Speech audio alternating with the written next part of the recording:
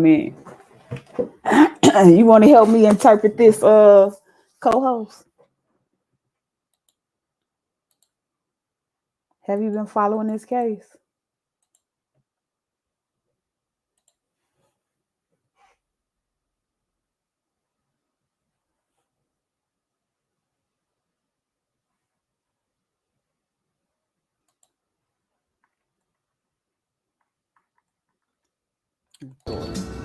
What's up with it, La Familia?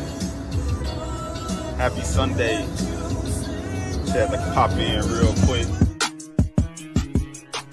J-U-S-T-J-A-P, fake niggas free, M-O-B, first lady on the panel, just J, it's the channel, when you're watching, gon' sub, hit that like, leave a comment, respect what she all about, haters gon' walk it out, a lady, be a lady, right now, bitch, close your mouth, a Midwest gangster, thuggin' in the South, a princess from Chicago, ATL queen, pull up on the shoulder, she the hottest in the city, she a badass bitch, yeah, that thing sitting pretty, roll it up, light it up, we just wanna smoke and ride. If you look into her eyes, she'll leave you hypnotized. Soft spoken when she talk, don't get it twisted, get it twisted. She got lady too bold, yeah they with it, yeah they with it. What is you too street? She ain't come out here to play. Niggas like, who that is? That's my homie, just Jay. What's happening?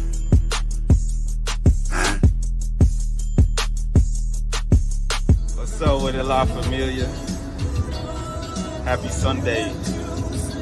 Just had to pop in real quick. Salutations, everyone. Anybody ready to play SVU? Okay. So I want to discuss Debbie Collier. The news can explain to you better who she is than I can, so I will share a video.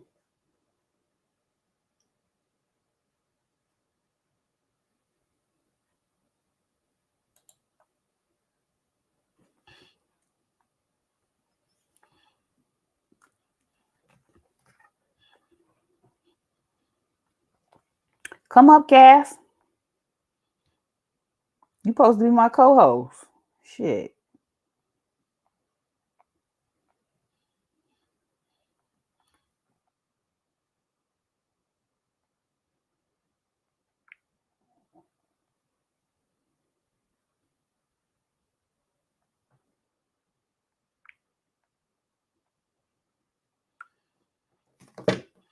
Okay, let me see. Let's start with this one.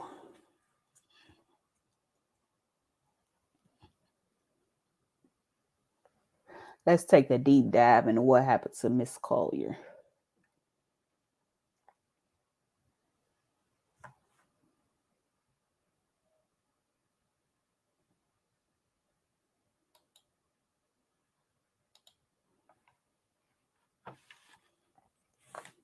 I see StreamYard got a little upgrade. Stuff started to decay.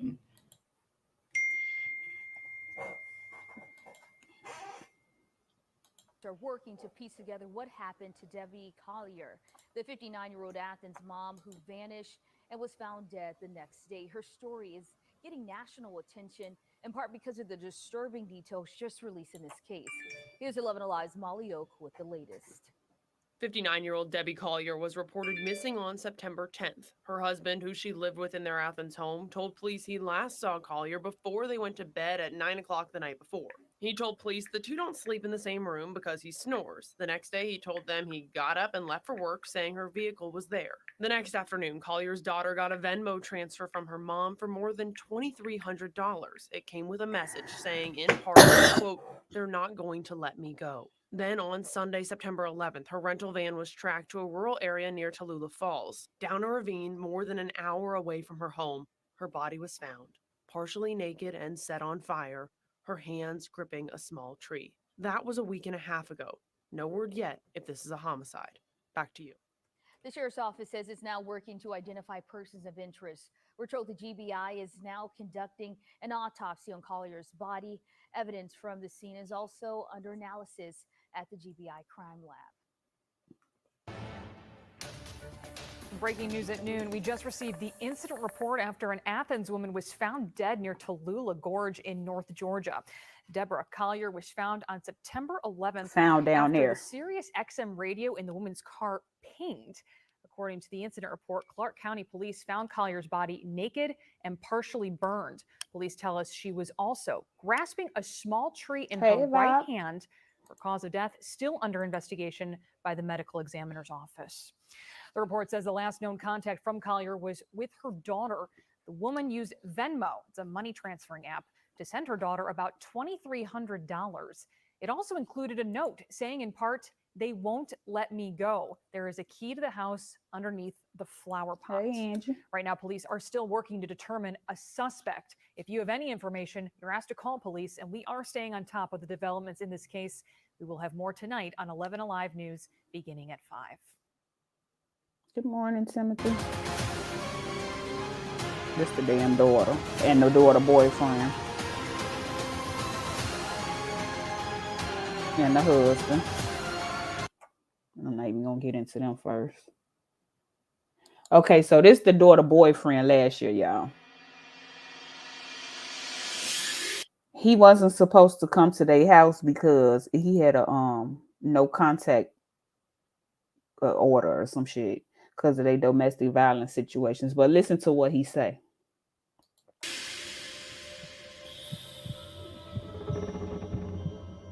Hello, my friends. Welcome to another episode of Deep True Crime. I'm Manny Rodriguez. In today's episode, we are continuing the story of the Debbie Collier case.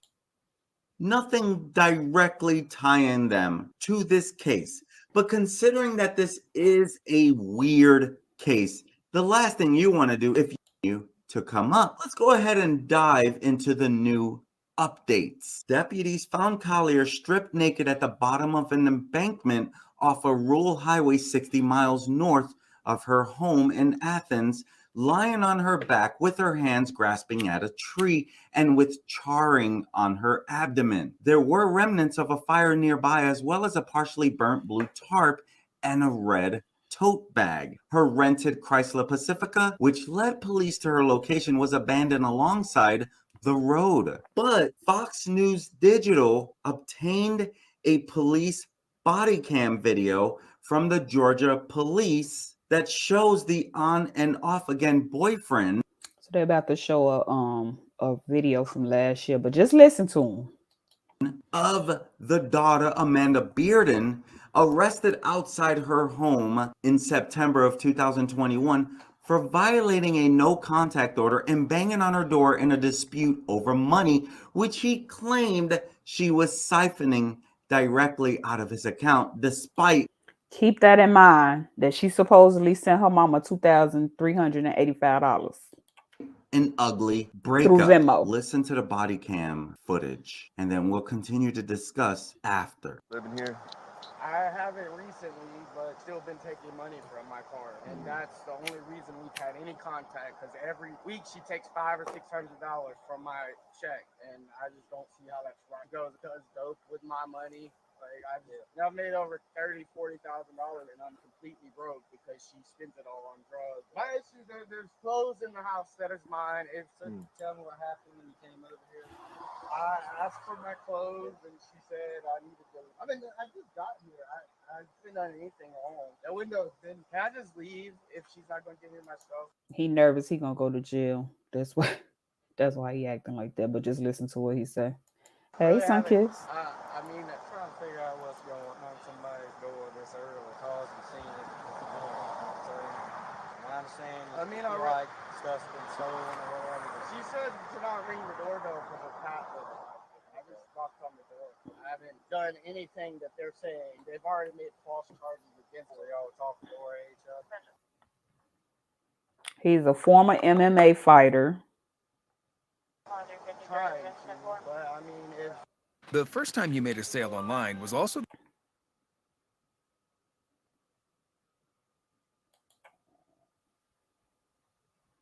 I didn't know. All right, man. Can I just go? Just stand by with me so he can talk to her. What's your name? And Andrew. I just want to be done with her. Have y'all? She's been cheating on me. She's been doing drugs. I've never done any drugs in my life. He Have talking y'all about had the police involved before in y'all's he talking about the daughter. business? Yeah, and that's why I'm trying to get my money back because we're not supposed to have contact, but she's taking $500 each check. Why aren't y'all supposed to have contact, Andrew? Because Is there like a court order? I guess so. I don't know. I went to court a while back, but Did you get arrested? I've been arrested before. Well, the last time I got arrested because they falsified whatever. I mean, her mom, dude, I don't know what the issue is here. I don't know why I'm so unliked. This girl got hit by So mind you, the mother does not like him. a car, and I'm taking care of her. I don't know what the problem Let's is. get in the shade over here. I work hard. Where do you work at? Williams Sonoma. Williams Sonoma. Okay. I just want to know why it's okay for her to steal $600 a week from me, and I can't do anything about it. It's not okay. So we're here now, so maybe Because we last can time I help went to out. court, I mentioned that, and What'd they say? I mean, well, they pushed it back till another day. So like, How does she have access to your money? well, long story short, when we were together, my phone broke. Long story short, I mean, she's manipulated me into all the where she could have all my money, basically do whatever she wants to me, kick me out whenever she wants, basically do whatever, and it's okay because I'm a man. There's nothing I can do about it, like other than let her do it or leave. But how does she? I'm asking. Well, How long does story she? short, I didn't have a phone because my phone broke. So this is the dumbest Yeah. thing ever. We linked our cards together so she can send herself money from my card. Stop trolls. Okay, so basically that's all I really wanted y'all to hear on that one. And let me see if I can find one that's telling the timeline. Yes, sir. Going back to what you were saying about the death and why you're confident that this is a homicide, was there any signs of trauma to the body that clearly indicated that this was a homicide? The only thing You we know stupid. as of right now is the burns of the body. We're still waiting for She said I had to wait. the office, but Thank you nonetheless, for waiting. burns. We're still treating this like a murder. We're trying to investigate it as such, and we won't deter from that just because we're going to treat it like that investigation to get all thorough information. And in the statement, it says, let's see, that you're clear that this was a random act of violence. Generally speaking, if I say something is a random act of violence. Casanova, I mean Timothy, a lot of people you have to be subscribed doing this case. Let me stop you right there. Where did that statement come from? Thank you. Not okay. My apologies. Okay, what meaning that? No, could you be no, two different people, Casanova. In your mouth. What does that mean? Does that mean someone knew someone? No, what that means at this point is there is no information. I'm sorry. There is no information or evidence to this point that shows that this was something random, that there was something that was not from somebody that she either knew or somebody who she had some association with. That's what we're seeing at this time. So based on that information, we do not believe that this is a random act of violence. We do not believe that this is the act of a serial killer. We believe that this act was deliberate and personal. Okay. Yeah, I saw you read. Yeah. Have you been denied for a home loan because you're self? Yeah, I did.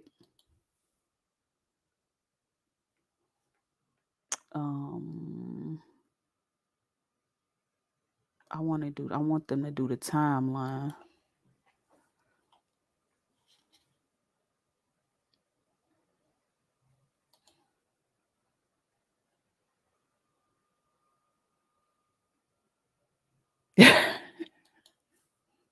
Crazy.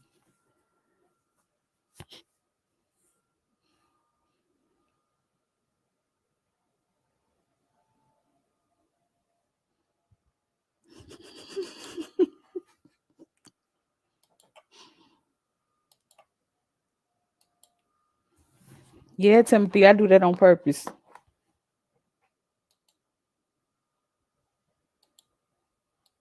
She said, shit, I had to wait an hour. Don't make me feel bad.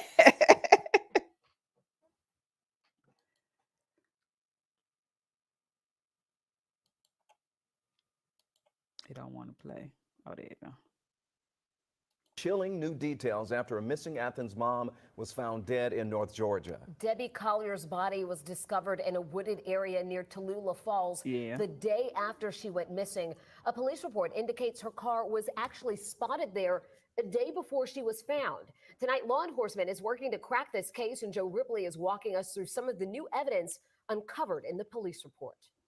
Deborah Collier was originally reported missing back on September 10th in Athens, Clark County. It was 60 miles away here in Habersham County where her body was found burned. Now the sheriff's office is investigating. Good morning. I'm trying to get y'all the On behalf of timeline. Sheriff Joey Terrell, I want to welcome you.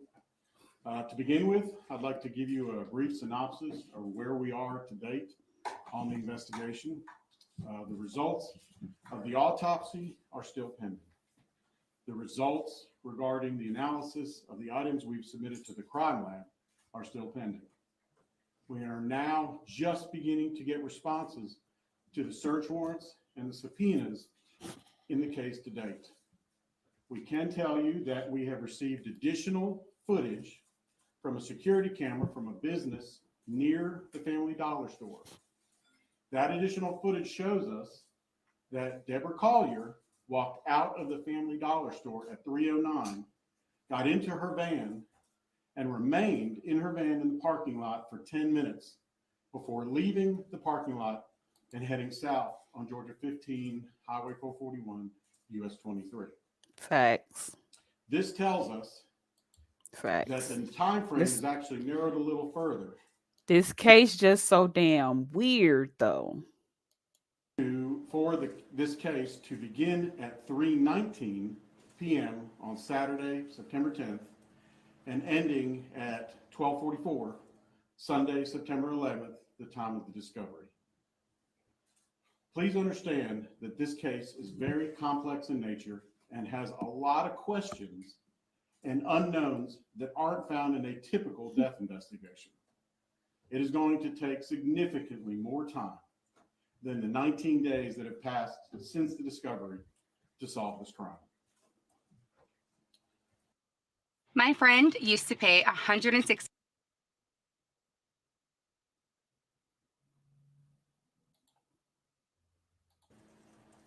We also want you to know that we are working diligently to solve this case. We are trying to obtain as much information as possible so that we can put together facts and evidence to support a motive and also to identify a person or persons of interest. At this time, I'd like to call up lead investigator George Kaysen to assist with answering the questions that you may have. First of all, I want to thank everyone for being here, being part of this. Hopefully we'll be able to answer some questions and give y'all some insight of where we're at and kind of what we're dealing with. First off, I want to start off by saying we have received a lot of questions that y'all have sent in. Some of these questions, the information that is pertaining to those questions is very sensitive information.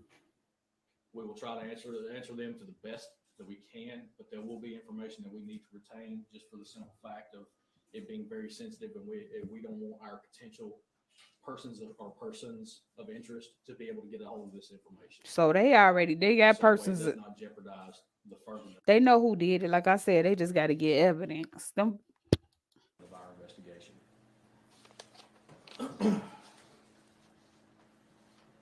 As far as some of these questions that were asked, I'm going to kind of go through a list of them and try to give answers as best as possible to you. One of the first questions that was asked is, can you confirm the Venmo message from the daughter, from mom to daughter was sent to mom's phone? So you know that the daughter supposedly sent the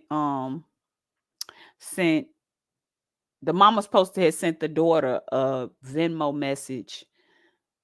Y'all seen the Venmo message She sent her a message, on Venmo with $2,385 saying they won't let me go.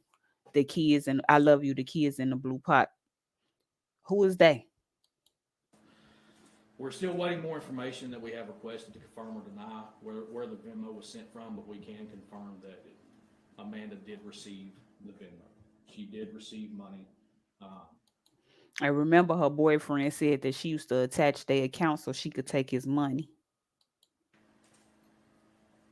That much we do know right now. Continuing on, our next question was, are you in possession of Collier's cell phone and where was it found? Yes, we are in possession of that cell phone. We do have it in evidence and it was located at the crime scene. The next question that was asked was, what was Collier's cause of death? And as Colonel Kogod mentioned, we are still awaiting the full report from the medical examiner's office. So after this, I'm going to play her husband's 911 call. Now, keep in mind, he's going to say she didn't have her purse or her money or credit cards, and they said she didn't have her phone. How did you text somebody without a phone? This lady found out here, partially burned in a ravine, holding a small tree, half naked, and it's just every time some evidence or something come out, it's just make the case weirder. That comes in, we will absolutely update everyone on those findings. What records and data have we analyzed? Due to that being sensitive information, much as the disclaimer that I gave when I first stepped up here, we don't want to reveal any information that could possibly be a potential or potentially jeopardize our investigation to where our suspects will get that information. There was a question about Deborah's phone records. We have served multiple search warrants on multiple different cell phone carriers. We are working with them to get all pertinent data from those devices and from those carriers. So hopefully we'll be able to develop more of a timeline, a better timeline, and hopefully be able to find out more information about what exactly happened. See, I'm play the daughter story. I only trust one place with my key.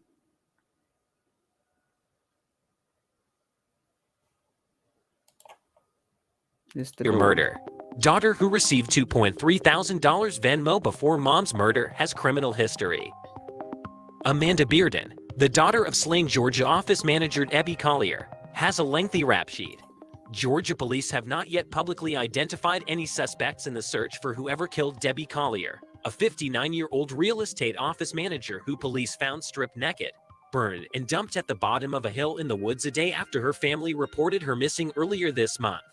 Amanda Bearden, Collier's 36-year-old daughter, and husband Stephen Collier filed a missing person report on Sept.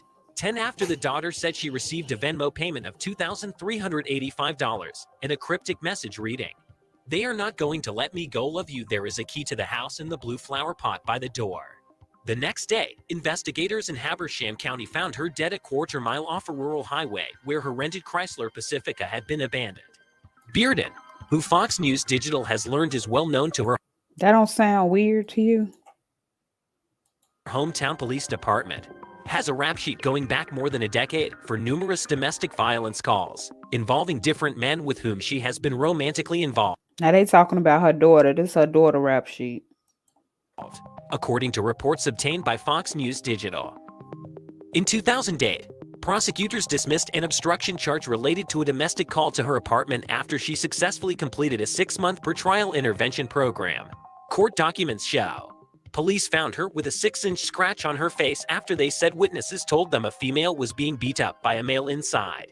Investigators determined that the injury was a few days old and saw no new injuries on her arms, neck, or face. The witness said there had been reports that the female had been coming in late to work with bruises. According to the Yeah, I saw that on the news earlier. They was trying to say it might be a serial killer. That's bullshit. report, police arrested her then boyfriend. Bearden faced charges twice in 2012, in June and November, for allegedly battering a different ex-boyfriend and criminal trespassing. In the domestic violence case, the victim told responding officers she attacked him after a dispute about him working third shift and them not having much time together. Police found him with raised scratch marks on his chest and back, and handprints on both arms. She also broke his Xbox 360 Call of Duty game disc, according to the report. They had been living together for 2 months. She had her probation revoked the next year. It was not immediately clear whether she had an attorney Friday. Then in 2021, after a rout with current boyfriend, Andrew Giegerick, police charged her with falsely reporting a crime. However, prosecutors ultimately dropped the case. They went after Giegerick on charges that included battery and property damage, and he pleaded guilty. The responding officer initially wrote down a burglary charge, but after allegedly catching Bearden in a lie, said there was no longer evidence to support it. It's not clear when the couple first began dating, but Giegerick's criminal record in Clark County appears to begin in 2020, with domestic battery and disorderly conduct charges involving Bearden. He pleaded guilty. She probably the reason why he got the charges. He said she manipulative. Guilty to 3 counts and received a sentence of probation. The following year, he faced Especially if he only got probation. new domestic charges involving Bearden, pleading guilty again and serving 10 days in jail and more time on probation. He violated an order of protection at least once, but prosecutors dropped the charges. He violated probation again in August, court records show, and was sent to jail for 6 days last week. He was out by Friday when Fox News Digital photographed him with Bearden in her driveway. In January, he pleaded guilty to reckless driving after a DUI arrest. On Sept. 4, 2021, police arrived at Bearden's home and encountered Giegerick outside. Body cam video obtained by Fox News Digital shows a long exchange, in which he discussed her alleged drug use and claimed she was stealing money from his paychecks on a weekly basis because he let her link his account to her phone before they split up. She's probably on drugs now, he told police outside the home, minutes before they handcuffed him. He was arrested for violating an order of protection. Once in cuffs, he could be heard telling the arresting officers that it wasn't fair. At moments, he broke into tears, begging to be allowed to go home and asking for a chance to speak with Bearden. When officers finally relented and told him they'd ask her if that was okay, they came back a moment later and told him she didn't want to speak.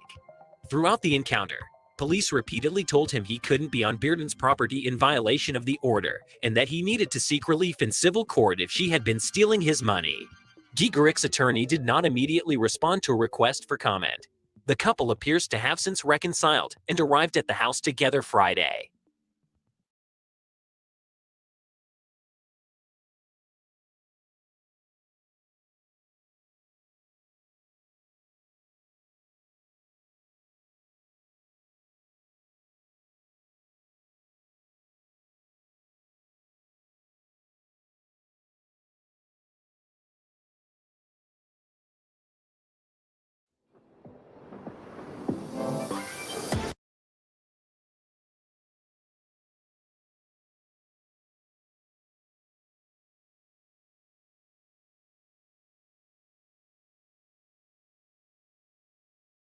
Murder.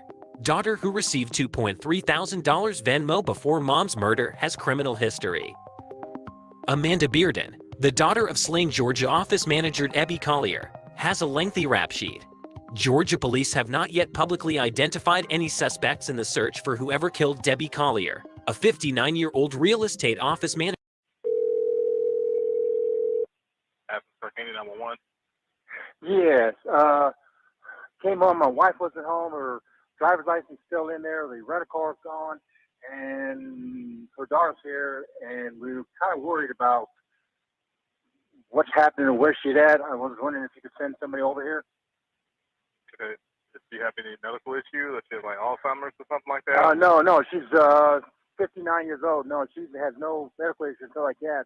And according to her daughter, who went up and her purse is still here with her driver's license. The only thing is the phone is gone, and she sent her daughter a text about 2 hours ago saying they won't let me go. Whatever that means, we don't know. And I've been gone all day parking cars for the football game and all, and that's where we at. What's your address, sir? 435 Rocky Drive, Athens, Georgia. You said 435 Rocky Drive? Yes, it's right next to Sandy Creek Park.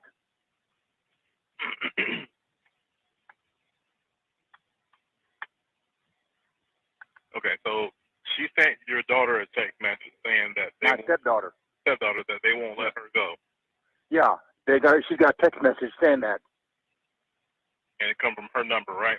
What's your name, sir? Steve Collier. Spell your last name for me.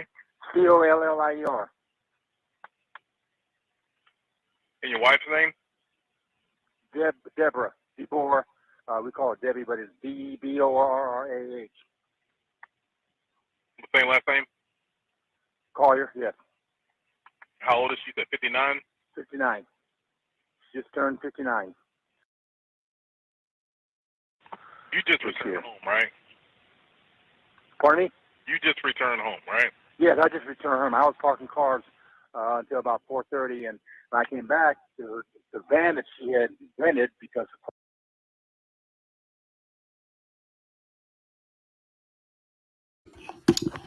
He was parking cars for the game, for the Georgia Bulldogs game. So they figured that's where she was going. But I'm gonna show you how she looked before she left. Hold on.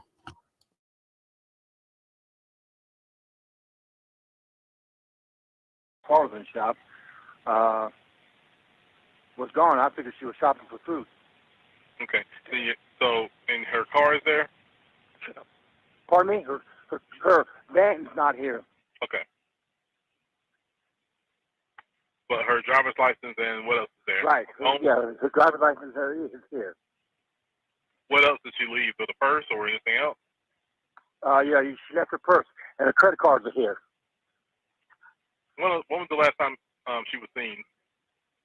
Well, I left at 9 o'clock, and she was still sleeping. So, last night.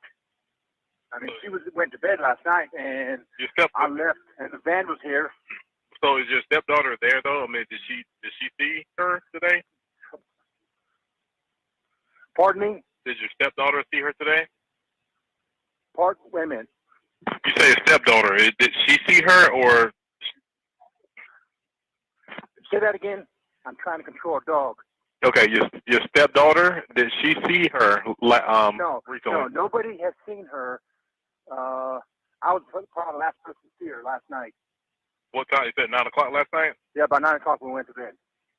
You left this morning, right? Yes, at about 9. I'm sorry. So did you see her this morning or last night? No, I saw her last night at about 9 when she went to bed. And when I left, the van was here. And So she was. You don't know if she was still there or not. You didn't see her this morning. right, except the van was still here. So I'm assuming she was sleeping. What time was the message sent to your stepdaughter? What time? About 2 hours ago? About 2 hours ago? Yes. And it specifically said they won't let me go. Yeah, that's what the message said. And that's all it said, right? That's all it said. And she was last seen driving, or she was driving her. What kind of car is that? It's I don't know because her car's in the shop, so the rental place on The van that she was driving, will she be in, or you don't know? no, I don't know. It's Enterprise. She went a call from Enterprise. It's a Pacifica or something. That's the car you saw this morning, though, right? Yeah, the black van. Yeah. It's a black Pacifica, Yes, I'm pretty sure it's Pacifica. and that's a rental car. Yes, from Enterprise. All right, I'm sorry. What's her birthday? Deborah, Debie, or her given name is Deborah. No, her birthday. Deborrah. Her birthday, and she white female, black female. Pardon me? She white or black? White. How tall is she? About 5'5". How much she weigh? About 150. 145, somewhere around there. What color hair? Blondish. Would she be going to somebody's house or? That's a good question. I thought she was out shopping for food. Her daughter came over with that strange message and then went upstairs to her bedroom and found out that her driver's license and credit card's still here. So that doesn't sound like her leaving the house to go shopping like I thought she was. She usually shops for food on Saturday. So she don't have any money at all with her or any other car? Not to our knowledge. She has nothing. But is her purse there? Yes. She left the purse as well? Yes. Does she have family here in town? No, just her daughter. Have you tried to call the hospitals and jails just to be sure? No, I didn't think of calling the hospital. Okay. Go ahead. Like I said, I got them on the way out there to you. Okay. Go ahead and call both hospitals, Athens, Okay. and St. Mary's, and just check with the jail as well to make sure. And we'll have somebody come out there and talk to you. Okay. I appreciate it. And your phone number. Yes. Okay. Okay. All right. Bye-bye. Thank you. Okay. Bye.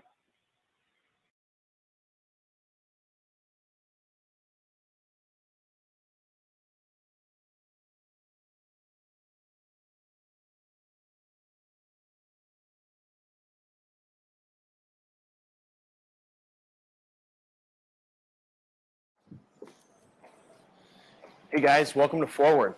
We're a new type of doctor's office that's providing preventative primary care. We've got world-class doctors. Good morning, everyone. My name is Michelle.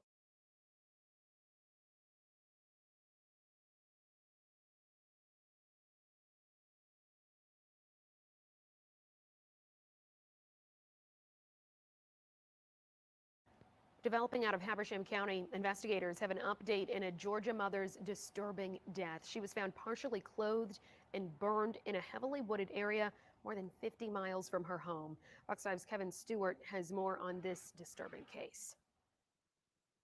Yeah, this morning was the first time that reporters got to talk to investigators first face to face and ask them more specific questions. And I can tell you that they are trying to scour the entire My bad, region. y'all. I was taking an important phone call. So, now, is it just me, or did the father, first of all, he sounded like maybe he was scared or didn't like the daughter, and second of all, he did not have his. Somebody else said it, like he was all over the place. He was all over the place. How does he know if the daughter seen her if he been gone? Right.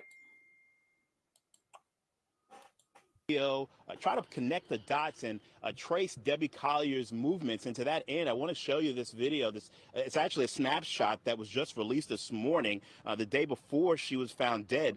This is her car driving northbound on Georgia 15 around 2:15 on September 10th. That would be in the direction of the Clayton Family Dollar. That's where she was last seen alive. This afternoon, investigators say they will release a new video which shows her leaving the Family Dollar and sitting inside her car for about 10 minutes until about 3:20. Keep in mind, it was about that time Collier's daughter said she received money from Collier through Venmo and a note saying, quote, "They are not going to let me go. Love you." Was at 319 because we see her. Just a normal person, just a regular person who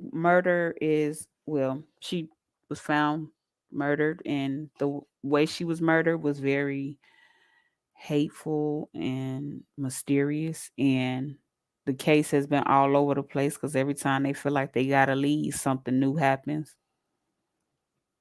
But it's a lot of people talking about it because it's just so weird. Her in that vehicle leaving the parking lot, heading southbound on Georgia 15. There is no information or evidence to this point that shows that this was something random, that there was something that was not from somebody that she either knew or somebody who she had some association with. Yes, sir. Caucasian. Now, we may be weeks out from getting an autopsy and finding out how she was killed, but investigators insist this was not a suicide. They believe this is a homicide. They said they're not backing off of that. We'll get into that coming up at 4 o'clock. But for now, we're live in Clarksville. Kevin Stewart, Fox 5 News. Okay, wait a minute. Now let me show y'all the her at the Family Dollar. Let me see if I can get her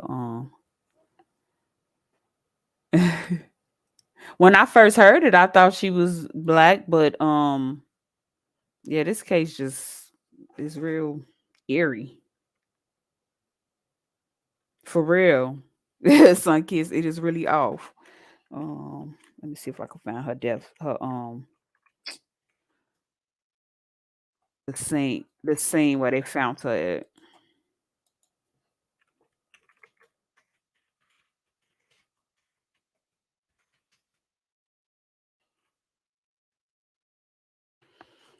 I was all distracted talking about some lady that ain't never done each for the. That's cool too. She don't have me distracted.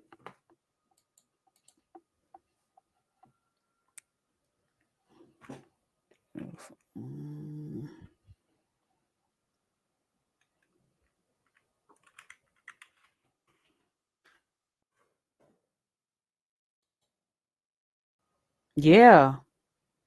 They tried to blame it on somebody who she had a car accident with and all types of stuff. I feel like they know what happened, or well, not maybe not know what happened, but know who did it, but they just need that solid evidence. And they so sloppy. All they need is that DNA and them phone records probably. And then fingerprints and stuff from I feel you. Fingerprints from that van. Um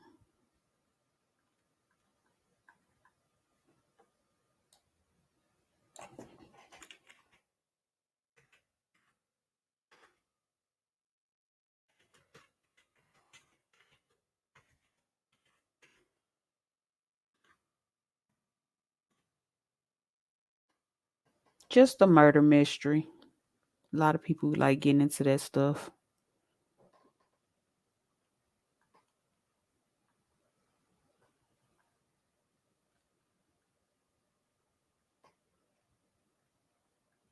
I'm trying to see.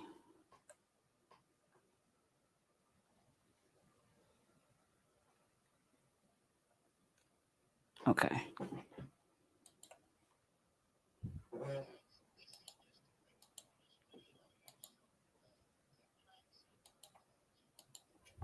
Case. Now, a bunch of photos have come out on this in various kind of media outlets, but It's so sloppy how they doing this case, though. Interesting. Look, this the Two crime that are scene, published in like the where they Mail found Online, Ted. and one that's come out today on Fox News. Now, this one, it's kind of a long range shot of the embankment. So this just shows you how steep the embankment was. Now, that's not terribly steep, like an average person could get up and down that. But given that Debbie had a bad back, then I think it's quite clear that I don't think she'd have tried to go up and down that voluntarily. Now, we don't know how bad Debbie's back was. We've only got that information from her daughter anyway, and she doesn't come across as the most believable person, to be quite honest with you. Right. She could have just had a bad back that was. But this is y'all see how these blue gloves left everywhere. I'm thinking maybe people don't, because a lot of people done been to this site just to see how it look, and they had to be the ones that left it there. Because I know ain't no police or no crime scene investigators just left gloves all over the place, all in the trees everywhere. And this tree stump, it was heavily burnt. Relatively mild, but given that a daughter has said she can't walk far, then I don't know, that sounds quite severe. I've got a bad back, but it doesn't kind of bother me. It's more like sitting that makes my back ache, but everybody's different. But that embankment, I think, would put a lot of people off, and perhaps it's not somewhere that should have gone voluntarily. I'll also note just the rubbish that's been left. These are gloves. These are forensic gloves. There's 1, 2, 3, at least 3 left at the scene. It was way more than that. That is very bad form, law enforcement. You should pick up all of this stuff. This is not good for the environment. But anyway, let's look at the tree stump. This is the tree stump with the remnants of the fire.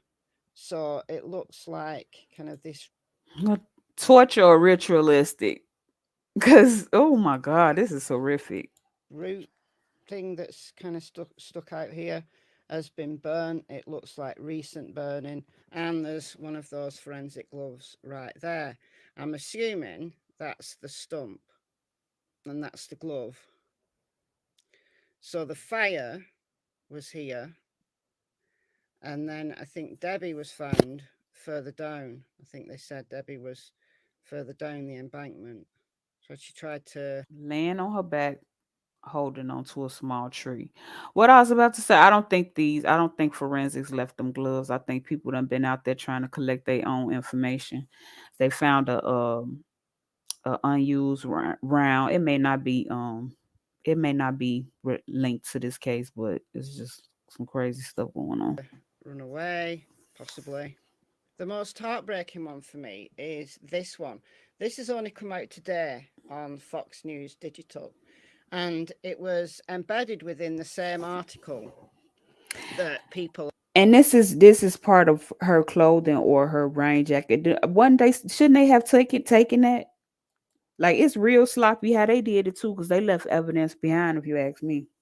Are now talking about where there was an unfired round found close to the scene. I'm less interested in that, to be quite honest with you, because we don't know that Debbie was shot. We've no idea if Debbie was shot. Why was an unfired round left there? I'm thinking that that's not going to be connected to the case, that somebody's left that at another time. But it's Right. This is my takeaway from that article, and I don't know how many people have picked up on this. That's why I said, could this be a psyop? Because on 9/11, something always happened, like Tina said, to try to grasp our attention. It's just weird. This is the weirdest case. I don't know. The news media are speculating, and I don't know whether law enforcement are also speculating, is this within the remnants of the fire is red material, and is this the burning of Debbie's Georgia Bulldogs football shirt that she was wearing in the surveillance video? I think it looks like material that could be from a football jersey. Was the fire to burn her clothes, to get rid of some kind of evidence? And some people starting to think that that it was that she unalived herself. I just can't see nobody setting themselves on fire. I don't know. And that's why she was naked. Now we now know that she wasn't completely naked. Right, and half neck and strip half naked. Naked, as the first reports came out, was that she was naked. So I think there was this assumption that she was completely naked. I don't think she was completely naked. So it's interesting that the shirt has been burnt and there was charring on her abdomen. Now, I speculated in my video yesterday that perhaps Debbie burnt herself in a fire. I really don't know. There's so many questions, as I said today.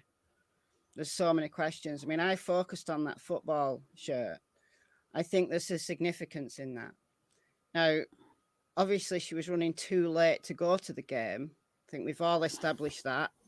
And yeah, Hey, loads of Danina. people have said in the comments that in America, it's common to wear a football shirt, even if you're not going to game. It is here. I've got football shirt. I've got football shirts from teams I don't support. They're comfortable, right? And you wear your shirt on game days. You wear your shirt whenever, right? So yeah, it's exactly the same in the UK. But is Debbie a football fan? And if Debbie's a football fan, I think that's significant. I think she could have been going somewhere to watch the game, like to meet someone to watch the game. We need to establish if Debbie was a fan. Okay. Anyway, her husband park cars for the park, so she could have been on her way there, but she didn't make it. She was headed in that direction at first.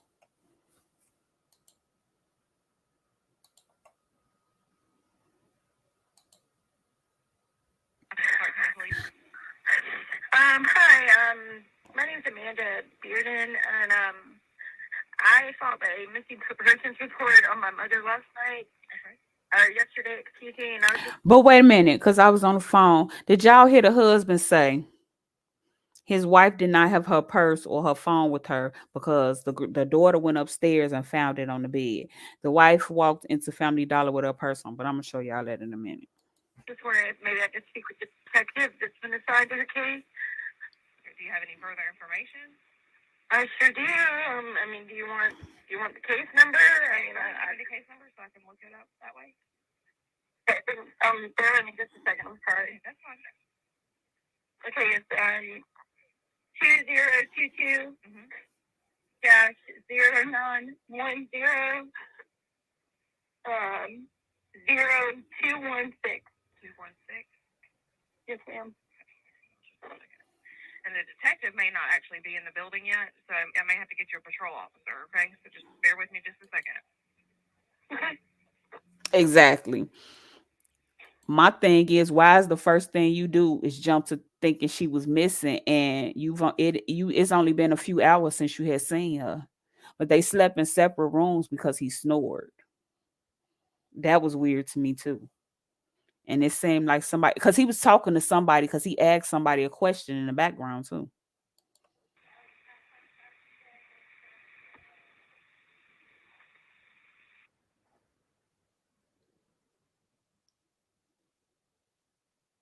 So 09010. I'm sorry, the handwriting is not that great, but it's 091000216. You're fine. It's only me. On Rocky Drive. I even thought it was probably her daughter with a wig on walking into Family Dollar, but it clearly wasn't. It's definitely not the same frame. Yes, ma'am. Okay. And what kind of update do you have, just so I know what to try to? Oh no, I'm sorry. I didn't mean like I had an update. I just meant. Oh my God! I didn't mean. I'm sorry. I'm not in a clear mental state. She trying to find out what they know. That basically, if you ask me, in my opinion, allegedly. Hey, Black. Okay, I have been around people with some vicious snoring though. My mother that's missing. I just wanted I'm like, shit. Why I ain't think about that? to talk to them. I wanted to see if maybe there was something that I could do. I do have the rental agreement number if they needed that. I mean, that's the only thing that I had to offer. So maybe, because she was in a rental car, I do have her rental agreement number. If they could maybe trace the GPS to it. What's your phone number?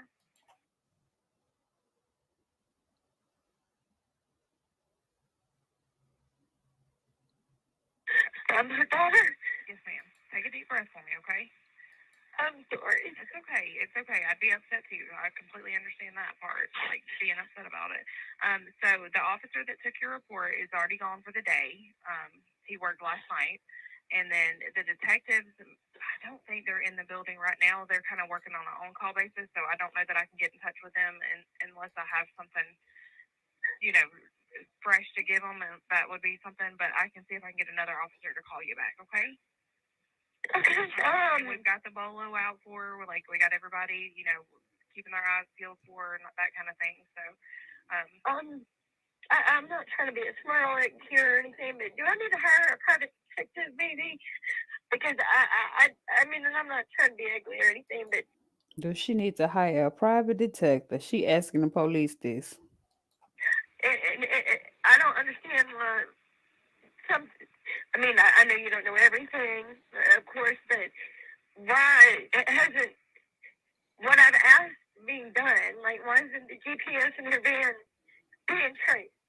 Mind you, the van was parked somewhere. It was very viewable. Like you couldn't miss the van. It was like they wanted them to find her.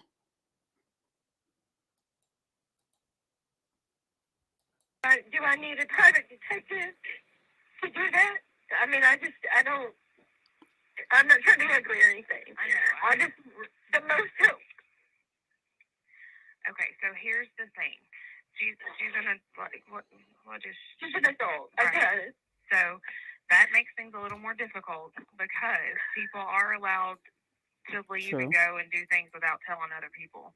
And I know that's not a good answer. I understand that. But that is also, that is also part of it because she is an adult. So it just takes some time also to do these things.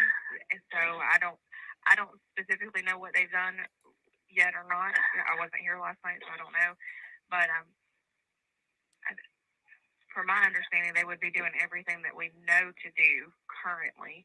But I will definitely get somebody to call you back, okay? Okay, thank you for talking to me. It's no problem. I'm so sorry. I hate that this is happening to you. What was your name again, sweetie? Amanda Bearden. Amanda Bearden. Spell your last name. Bearden. Okay. All right. I'll get somebody to call you back here shortly, okay? Thank you so much. Right, thank you. Bye-bye. Bye. She called again. Athens Clark County Police. Hi, can I speak with Colonel Johnson? Okay, I don't have a Colonel Johnson. Okay, he just called me. I had some more information for him, and I wanted to get it to him. My name's Amanda Bearden. Okay. All right, hold on 1 second. Now, what type of information could she have for him? But we can go off. I talked to you earlier, so it was yes, Sergeant Johnson. We had you talk to. Hold on. Sergeant Johnson. I'm sorry. No, that's okay. Just lots of Johnsons around here, so I want to make sure I got the right one. I get it. You just need him to call you back. Yes, ma'am. I thought about it, and I She might be high too. have her iCloud information. I know that it's and correct me if I'm wrong, but if the phone is turned off, it would still track her. But I do have her. I've got her Apple ID and what I thought was her password, but the password isn't working. I don't know if y'all have technology or whatever, but I do have. I don't know. I'm just. I mean, you know. All right, hold on 1 second, okay? Call me back. Okay, thank you.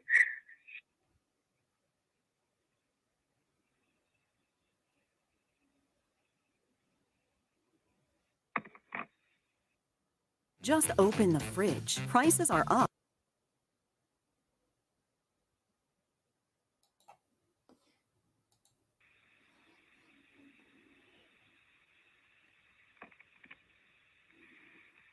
All right, ma'am, he said he'd be calling you back shortly, okay? Thank you so much. All right, no problem. Thank you. Bye-bye. Now, this is her sister, who don't even live in that state. My name is Diane Shirley, and my sister lives in Georgia, and my niece told me she was missing. Her name is Deborah. So it seemed like the daughter got everybody calling the police. The husband called first, then she called twice, then she got her auntie to call. Collier, or she could go by Debbie. Right. Okay. And I'm wondering if y'all have any information about it. As far as, I mean, no, not other than with the officer or whoever is working on the case. I don't know anything. Where does she live? You know? All I know is Athens. I'm sorry. I don't know her address. Collier. Okay. Collier. Yeah, I mean, I wouldn't have any information. You know, when there's something, they will contact the family. Whenever they, like I said, whenever they have something for that. Okay. All right. We're just not getting information, so I'm just. Yeah, I'm sorry about that. I am really. That got to be hard to be in another state and then somebody call you and tell you your sister missing and you just don't know what to think. Really worried about my sister, and You know, do you have any information where she might go, or do you have anything to add? Well, from my niece, she said that she was in an accident about a month ago, and she was, you know, on the road. She was following this truck, and this truck lost. They trying to paint a damn narrative in the. I'm gonna tell y'all about when she. This is why she was in a rental car a month ago. But I'm gonna tell y'all what the report said about that wreck. A paint can, and the paint can hit my sister's car, and the paint went everywhere. And the driver was trying to convince my sister not to tell the cops that he was driving because he was out on parole, and there was, you know, a stipulation to his parole that he couldn't drive. I guess. I'm sorry. I was going to ask, do you think that was told to anybody else? Well, do you think that was told to the officer, that concern? That standing from my niece. Okay. Yeah, I don't know if the officer knows that, but I can have him call you. If you want to pass it along with anything Her niece had them call and paint a narrative. to help, you know.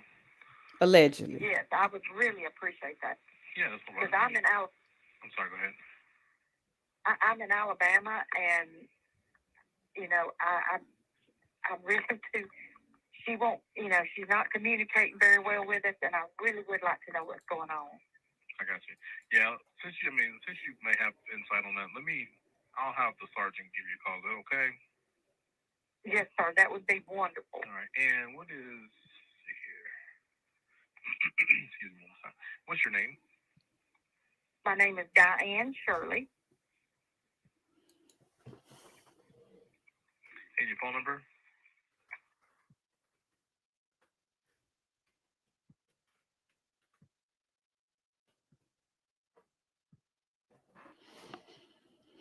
She got a long ass phone number. Yes, sir.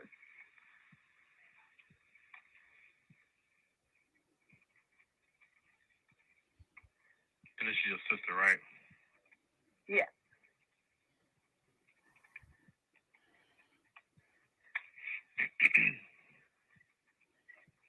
Her daughter's name is Amanda Bearden.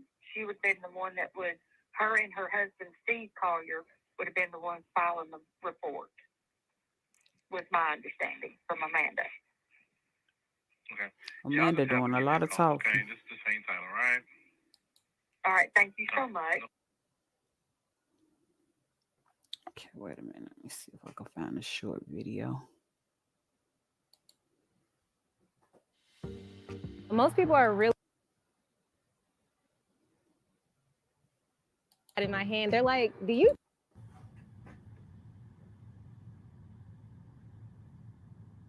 It looked like she locked her car. Did y'all see that? Wait a minute. It looked like she got a purse, first of all. And it looked like she just locked her car. Keep that in mind. Did you lock some kidnappers in that it ain't adding up?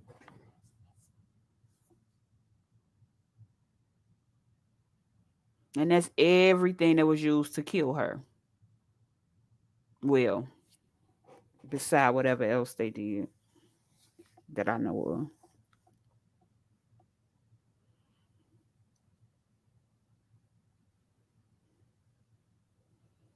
Yeah, she locked it. So if it was somebody back there, I mean, unless they moved real fast and got in before she locked the car, I don't know. Just weird.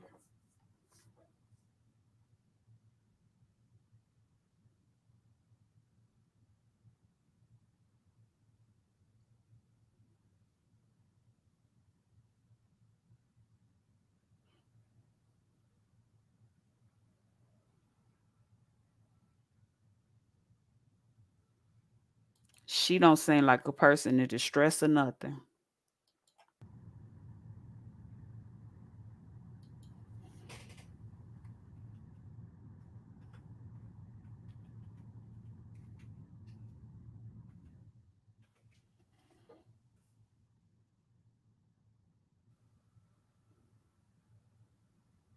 And she went on about her business to only be found a few hours later. Well, the next day, like she was found.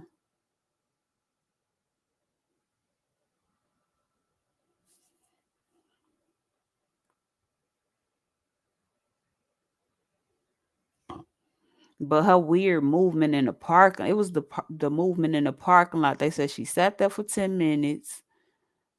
Hold on. It's loading up slow.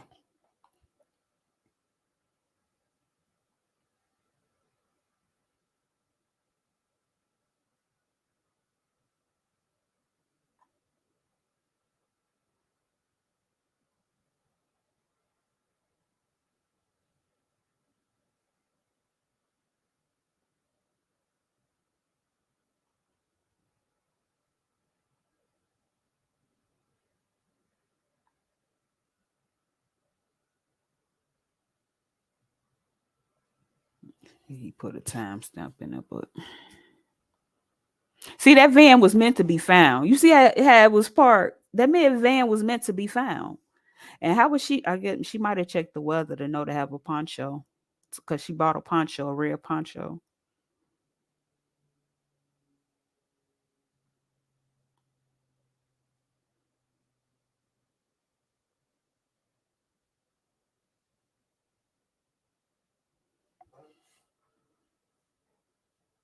Hold on, let me skim through this. Welcome back to another episode of Grizzly True Crime. My name is Gisela Kay, and today I would like to offer you a full case file in the Debbie Collier case. And by that I mean everything.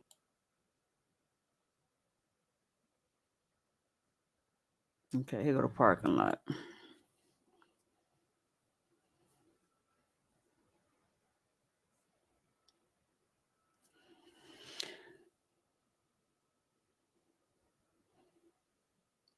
This is her car right here.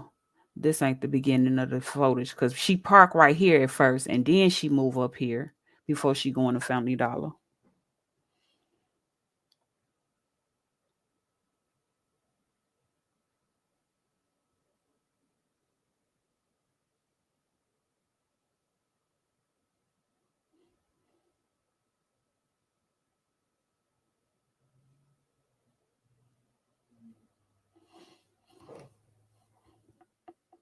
They was saying this Grace fan looked suspect because the person walked out and walked back in and walked out and walked back in again.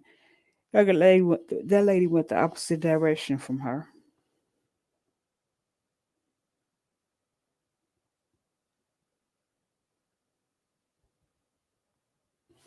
See, she ain't even got out the van yet.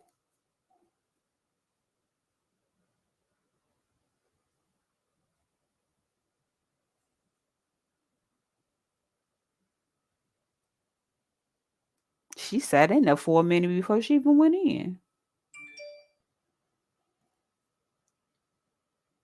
There she go. Wait a minute. Oh, that ain't her.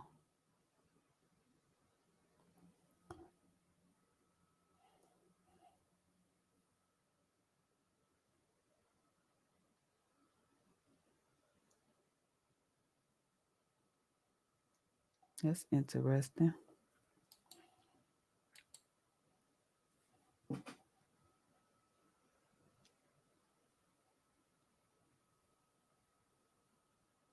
Did y'all see her get out the van yet? I didn't see her.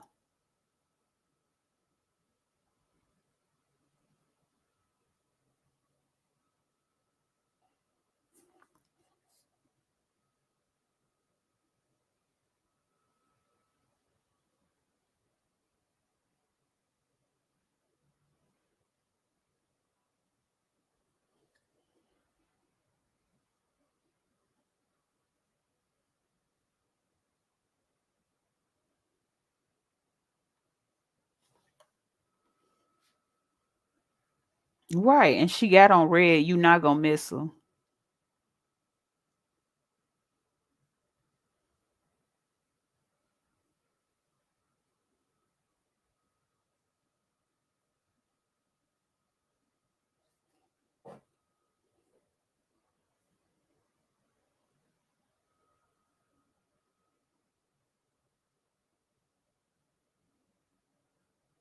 Cause she had been on the phone asking what buying this stuff for her daughter and asking her what she need. Look, I keep on just making her daughter a suspect.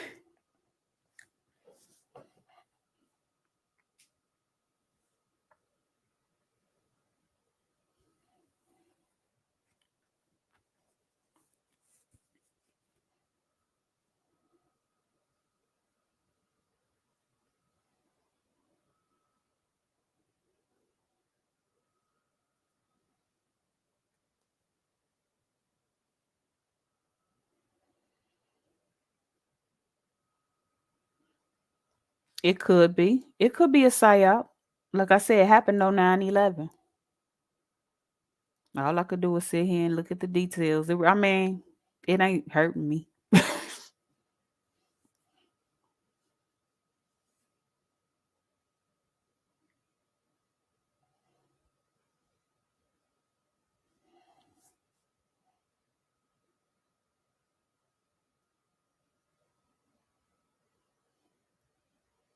The details just seem so damn shaky.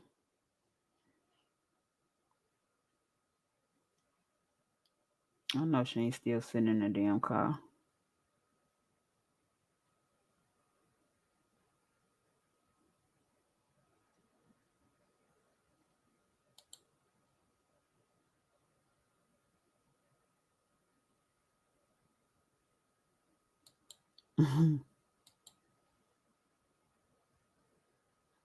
Right. She's talking about private investigators and who you talking about? Us? The whole damn internet. I like murder mysteries.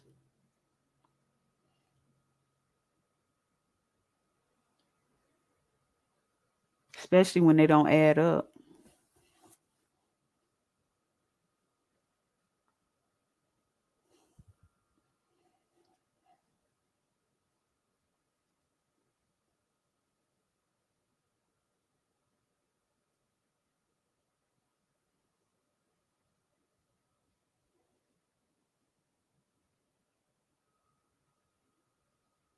I know she ain't still sitting in there.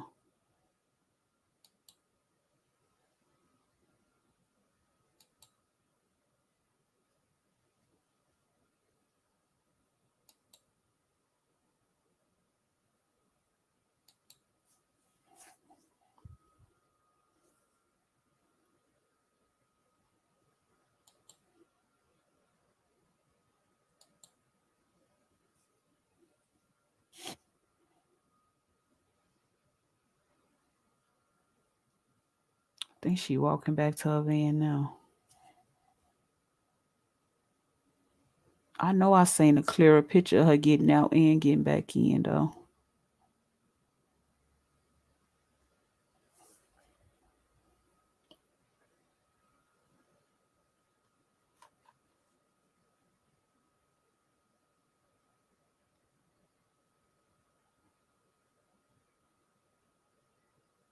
She didn't really do. That's her right there. Damn, how I missed it. Remember I told you she came in, she parked like right here, then she pulled up, she got out, she went in. That's her right there. She pulled back and then she stopped right there for a minute and then she pulled out. Right, like security. Oh shit. Okay, heard that.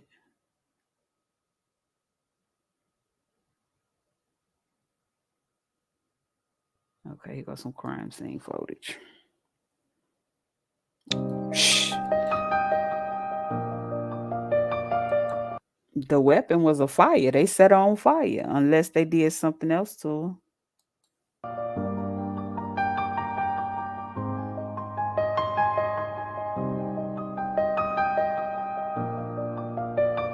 This is her route. If she was going to the Bulldogs game, this would have been her route. That's the only thing that they see. Other than she was close to a rehab. She passed like 3 Family Dollars to get there. Wait, no, this is the route from her home to the Family Dollar. She passed like 3 Family Dollars, but they also said that this place is close to her son. She said clue. She close. This is close to her son. I mean, her daughter's boyfriend's rehab or some.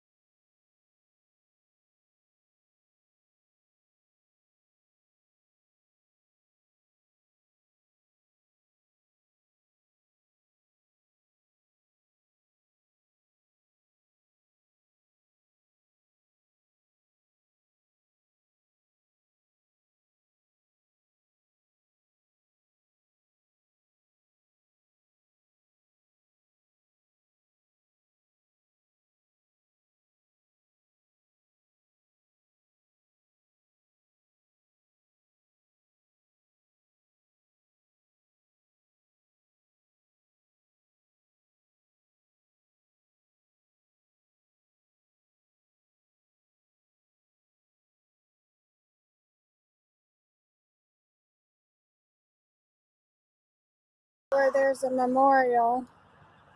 I just want to show you this. These cars are coming north. And if you go southbound from here, there's another road down there on the right. There's actually a picnic area down in that area.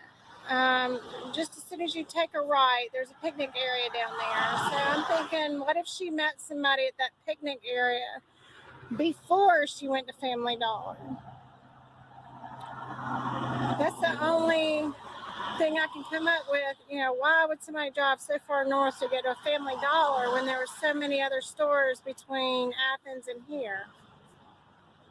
So anyway, I'll show you.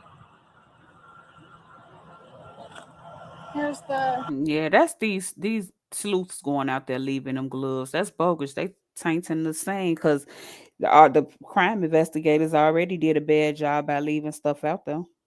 Memorial. And some people have started leaving flowers. And there's a post here. So maybe at one time there was a fence, or this used to be a trail. Because if you look down, it almost looks like at one time somebody could have driven down in here. I don't know how far down they went. So she had a bad back, and this is a hill. This is a steep hill, so it goes all the way down to that river that they had showed earlier. There's some charring bear.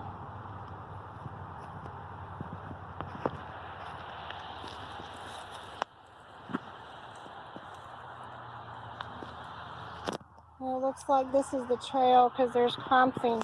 I don't see no blue gloves.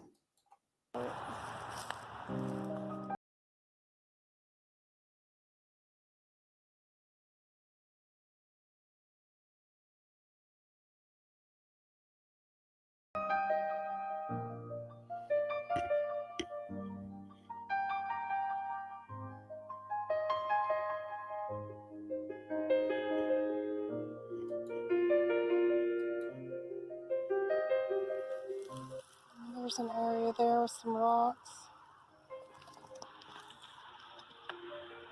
There's a face mask right there.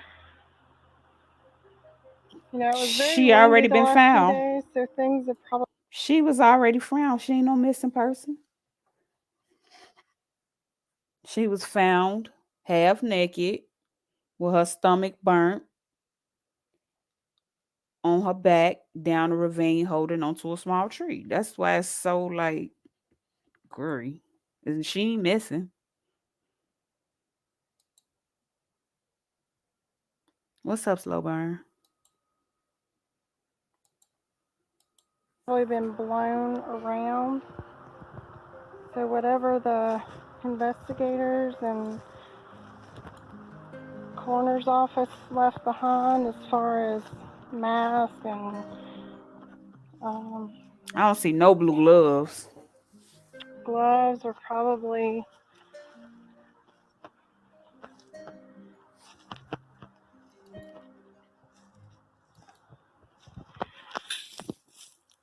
There's a squished up Pepsi bottle.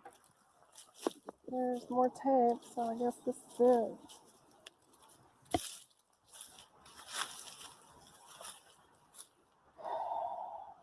And you don't have to be fit to make this hike because it's not steep. Well, none of this is steep at all.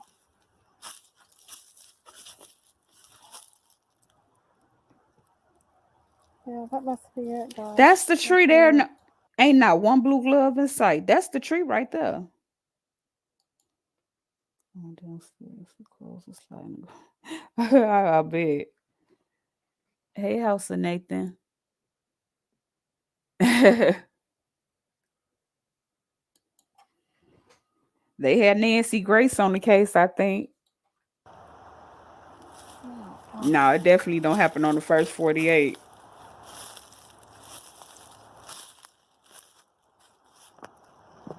There's trying there. Where? Oh, that wood branch.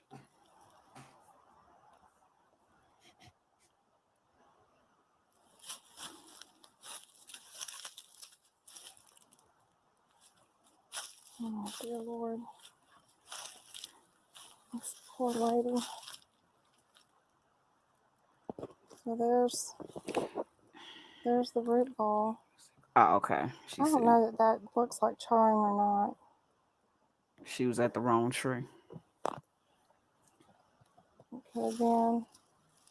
There's another tree down there. I'm not sure if that would have been the spot. I'm going to go around here. But look at all these leaves.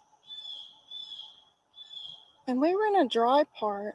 Girl, what the leaves got to do with it? We can't burn up in these areas at all until into October. So you would think if something was burned here, there would be more burned leaves. True. So, did the tarp, was she burned somewhere else and wrapped in the tarp and brought down here? I don't know. It's just crazy. Anyway, I'm not going to go back any further. Oh, wait. Yeah, maybe that wasn't it. Now I'm seeing blue stuff. Oh, Lord. Okay, this is not an easy walk. That's yeah, never mind. Y'all know what I'm thinking. Cause I wouldn't do that. I'm not going to no woods alone. Period.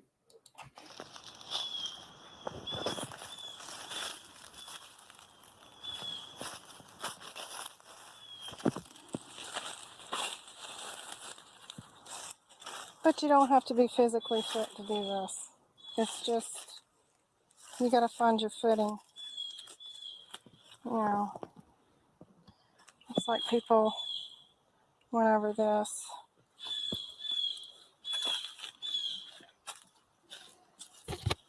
So I'm going further back. That's the damn tree right there. Oh, now I've seen it. Okay, so that other root ball was not it. Oh, God. They did a little traveling to get her back there too. There's gloves. This is much steeper. There's a stream down here. This is an incline, you know. You can't tell from my hand, but it is like a 45-degree incline. And you gotta go under rhododendrons.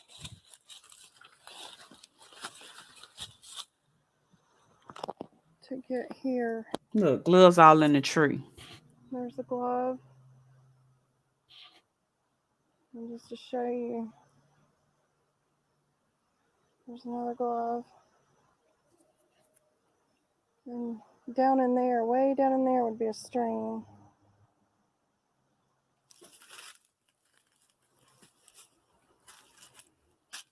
So somebody had to have helped her walk back through here. But you could do it, even if you had a bad back, you could do this.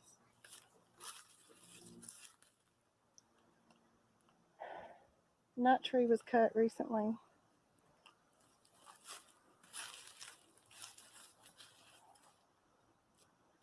Oh, God. So this is it. Oh, Lord help.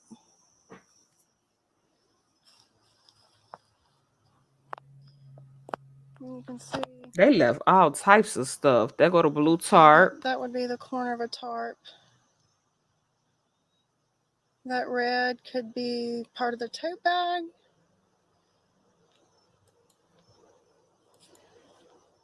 These are paper towels that I'm looking at right here.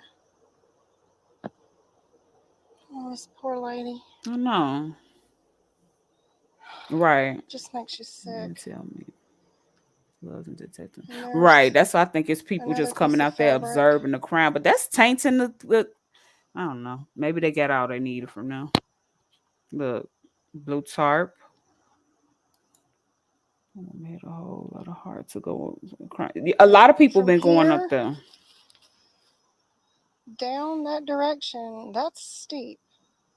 I mean, you can walk it easy, you know. You don't have to be physically fit, but So she fell down. Well, she was found down there somewhere. That's a hill. That's an incline. Holding onto a tree on her back. She was laying on her back. If you're not used to walking through here or hiking, that's not very appealing. You could turn your ankle in a heartbeat. And I'm having to hold on to things. Okay, so this is where I came from, and my car is parked way up there about, I think it took me 8-9 minutes to get here.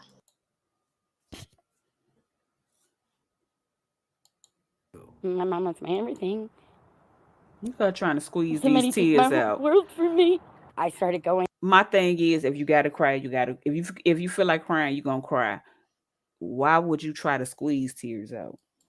to all the different places that I thought she would go, like Walmart, Ulta. I mean, I drove around for at least 2 hours, immediate hysterical. I'd never been through this before. Kind, giving woman, and she didn't deserve any of this. She had this message for her mother's killer. I just want them to rot in hell. I do, sir. I mean, it's not going to take my pain away. I know it's not, but I want justice for my mom.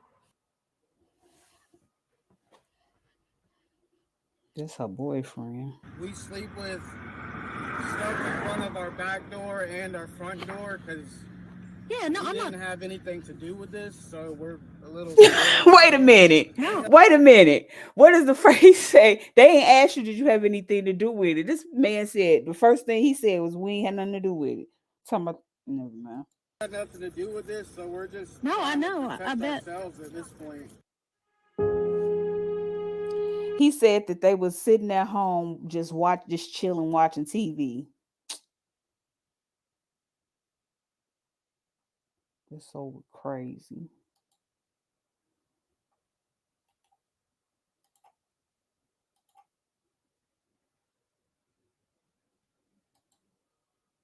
I can't wait till these doggone autopsy reports come out. This autopsy report.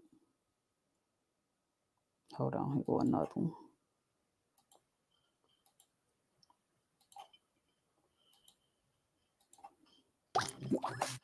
Welcome back to another episode of Grizzly True Crime. My name is Gisela K, and yes, since our live stream, there's yet another update in the case of Debbie Collier.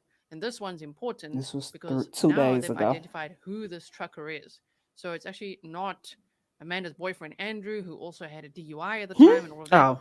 It is someone by the name of Miguel Martinez. So they say So she was in a car accident a month ago, and the man told her, please don't tell the police, gonna call the police because he didn't have a license. Something like that. I guess she probably finna explain it. who is the trucker mentioned in 911 call. And then we continue on. They say more than 3 weeks after the brutal death of Georgia office manager Debbie Collier, investigators have still not publicly identified a suspect or person of interest in the case. Detectives were still awaiting results from the state crime lab, the Habersham County Sheriff's Office said during a Friday news briefing. And cracking the case could take some more time, Colonel Murray Kogart, the public information officer, told reporters.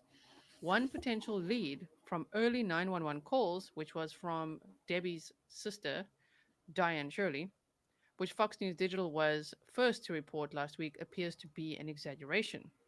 One caller identifying herself as Collier's sister, Diane Shirley, made an alarming mention of a prior encounter with an unidentified ex-con driving a truck involved in a car crash with a slain woman, a story that Shirley said she overheard from Collier's daughter, Amanda Bearden, whose home police searched in the investigation.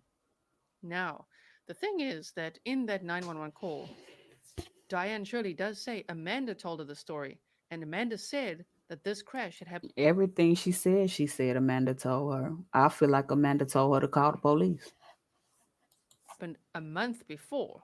So the fact that this happened in April is still interesting to me because at the time of Debbie's disappearance and subsequent death, her car was in the workshop having repairs right?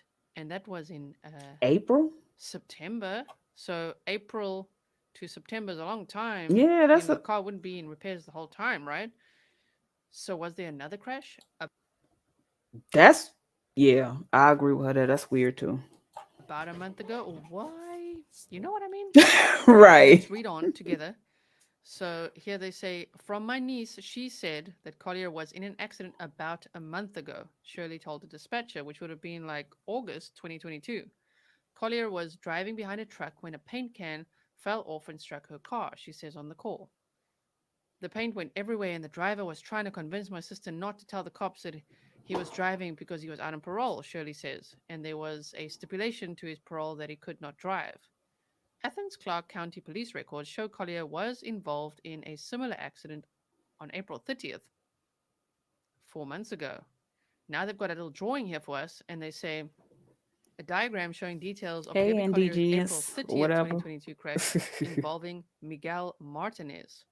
So they show their vehicle 1, vehicle 2, path of unsecure load, and that's it. They've got it just simple there, right? Now they say a metal item fell off the roof of a 2009 GMC Savannah van and slammed into the driver's side front end of Collier's 2020 Ford Ranger, causing an accident. Now that's why I said when the sister called, she said that the daughter told her that she was in an accident. The man was, kind of the man got paint. The paint fell on her car and went everywhere or whatever, and that's what she's talking about. How exaggerated that was. According to the incident report, no one was injured. Police cited Miguel Martinez, 48, for allegedly driving without a license and operating a vehicle without securing the load. So here they've got all the documents, which is also good to see with the diagram and everything that we've just read. They say although Martinez faced a slew of misdemeanors after allegedly pulling his ex's hair while she was holding their child in early 2015, sending them both tumbling to the ground, he does not appear to be part of Georgia's parole system. Most of the charges were dismissed in a plea deal in which he admitted to 2 counts of disorderly conduct. He was sentenced to 12 months of probation and would have been off 6 years before his accident with Collier.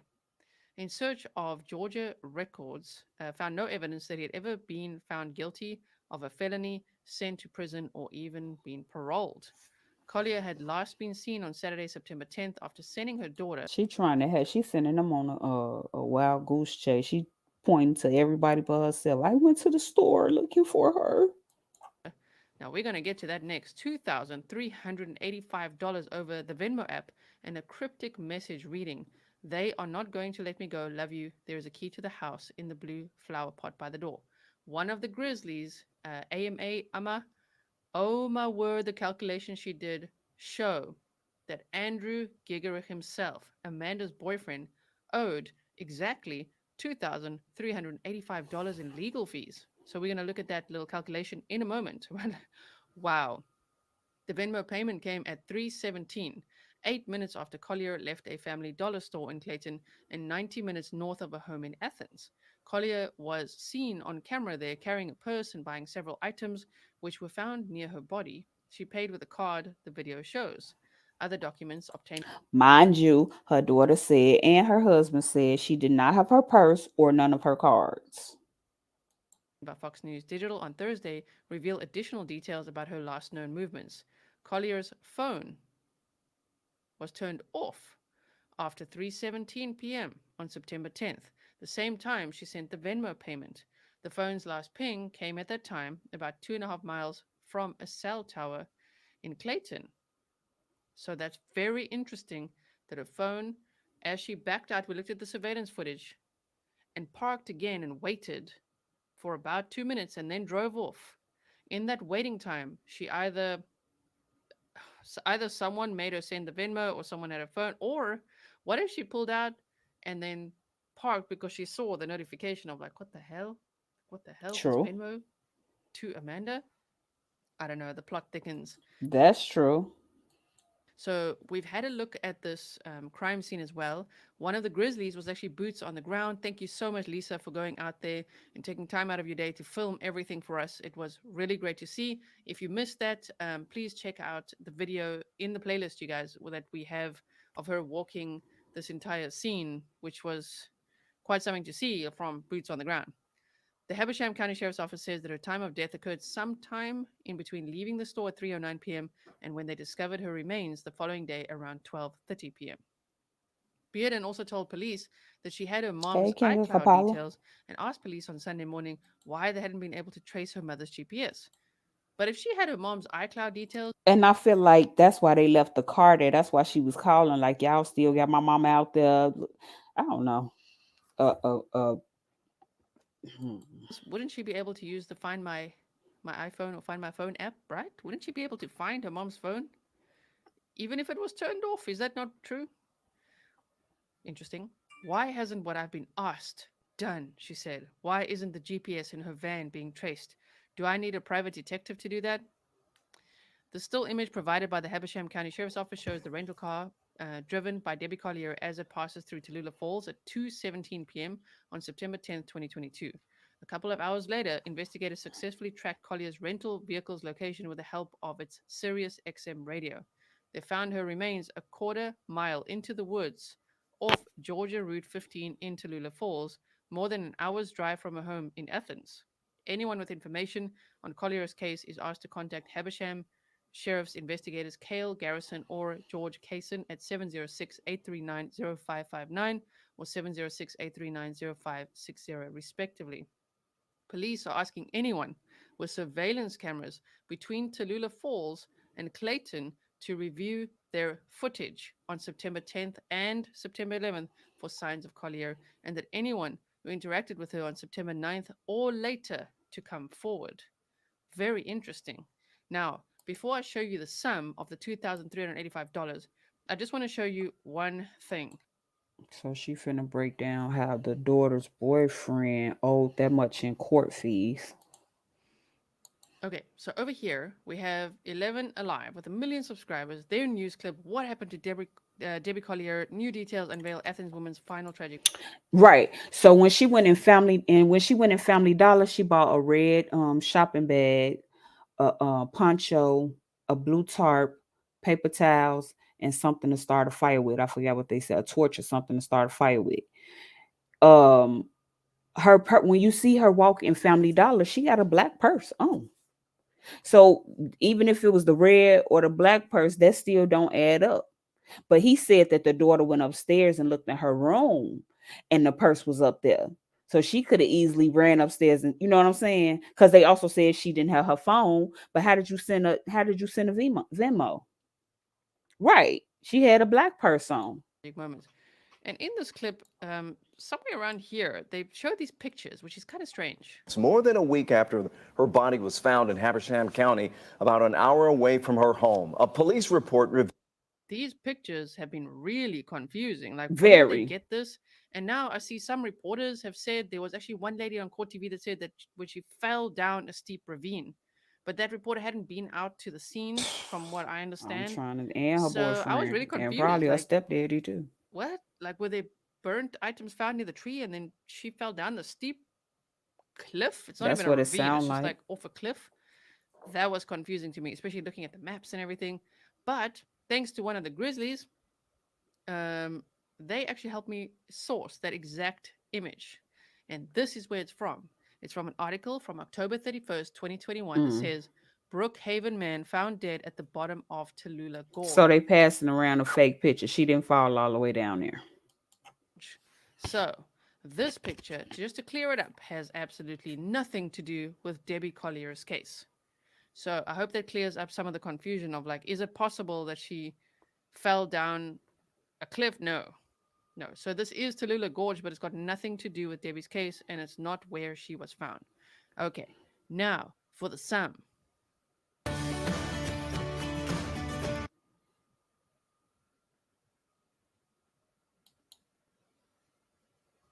No, the Venmo amount of $2,385 is very strange. One of the Grizzlies, AMA, thank you so much, She has really, really done her homework on crunching these numbers in all the charges that Andrew Gigerich, Amanda Bearden's boyfriend, Debbie Collier's daughter's boyfriend, faced. And, the charges he's facing and the money he owes. And guess what? What he owes to date is $2,385. That was a mic drop moment on the stream. If you missed that, go check out the stream. We were like, what? So here she breaks it down for us. 1. Charge of violating a family violence order equals bonded out with conditions and a promise to appear at court on 9/27/21. Number 2. On 9/12/21, before the court date above, he was pulled over equals found in violation of above set pulled charges. So there's the DUI charge, $2,025. So these charges would actually, this is great to look up what the charges are if someone's charged with this at the time, right? 2025 court fees, MJ, $1,000 fees, and seatbelt taillight violation, $750. Then settlement for the above cases. He now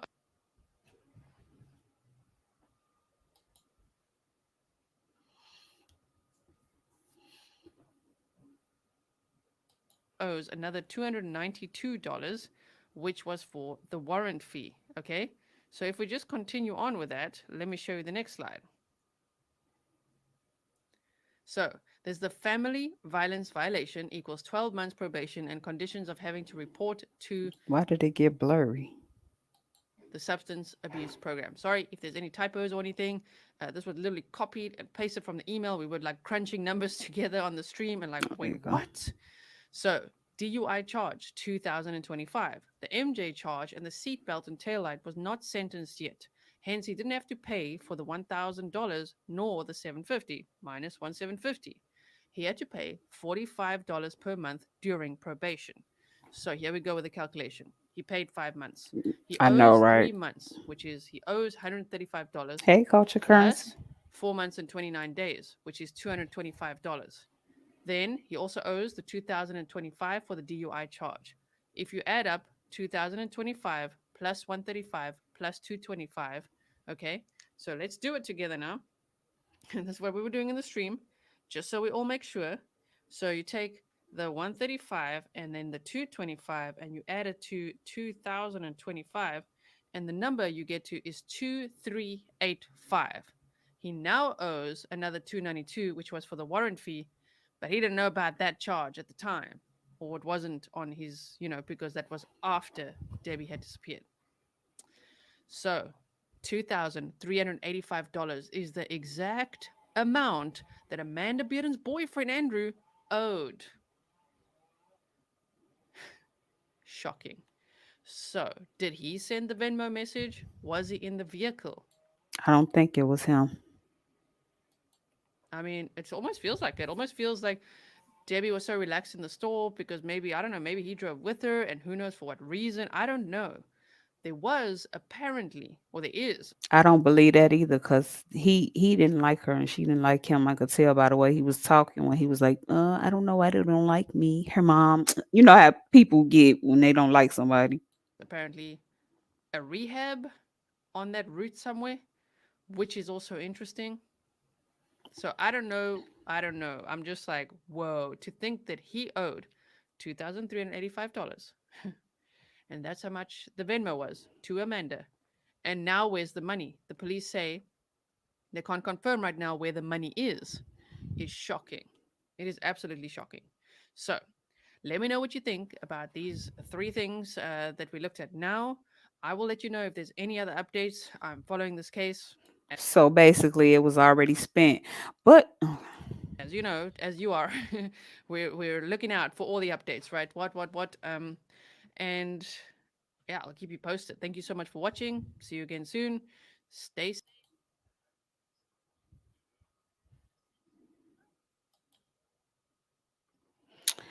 let's talk about it. The dollar makes the person of interest too coincidental, but someone could be also trying to set them up.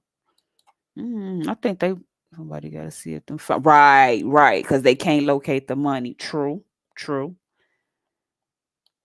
I'm trying to see.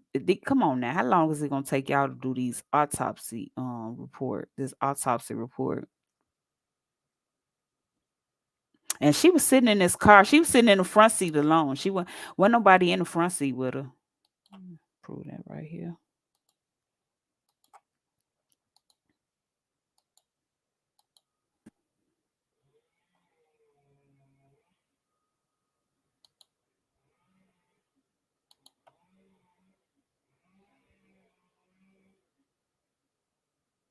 And as far as the timeline, the last time we know that she was alive was at 3:19. Because we see her in that vehicle leaving the parking lot.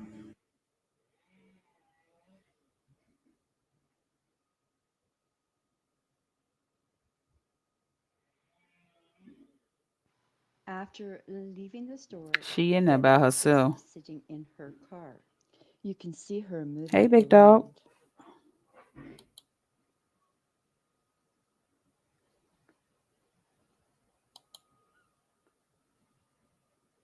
She Debbie went to the begins back. to back Oh. up quite slowly.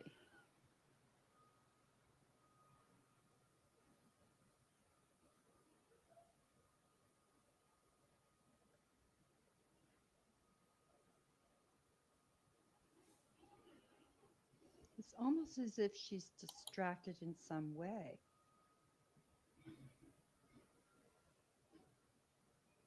And then she pulls her car to this area and stops. She remains there for quite a few minutes, proceeds to move forward, but watch her driving pattern.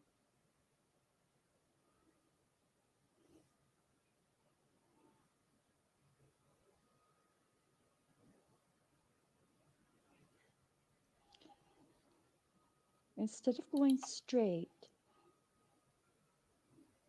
she goes around that car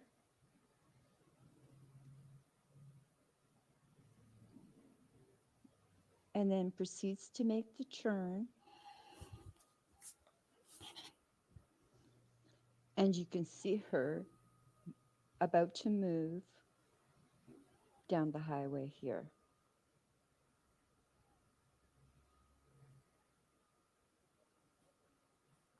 Hey, Hurricane.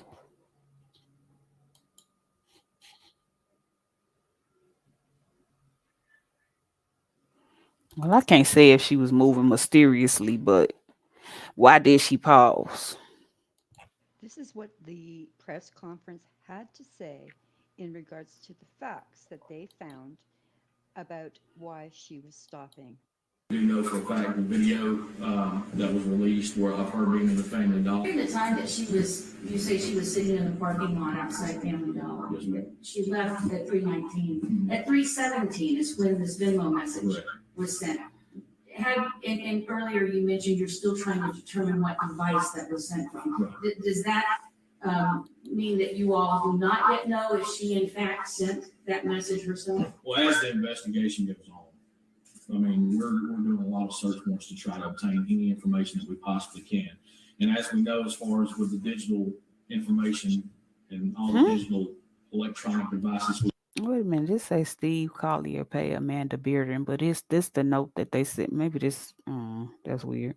we have these days, you can access accounts from many different devices, which is why we're going through the extent of being able to determine what device that Venmo was sent. Although we don't get to see her leaving the store, I cleaned up the video a little bit and you can clearly see her in the car. And what I question is why she is sitting here, and before the truck comes in, I'll play that again.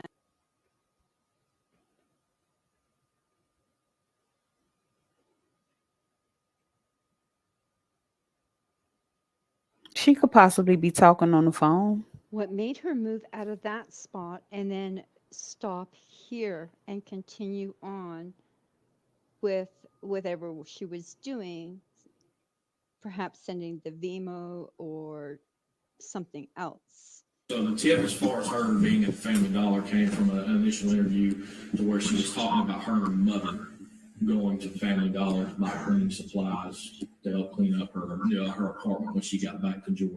Now, he stated that Amanda had asked her mother to get cleaning supplies so she could clean up her new apartment. However, the only cleaning supplies that I see here are paper towels. Facts. Nothing else. Garbage bags, bleach, anything that we would need to clean up the new house. She just forget what to really get, because clearly here there are tarps Those some real specific items though.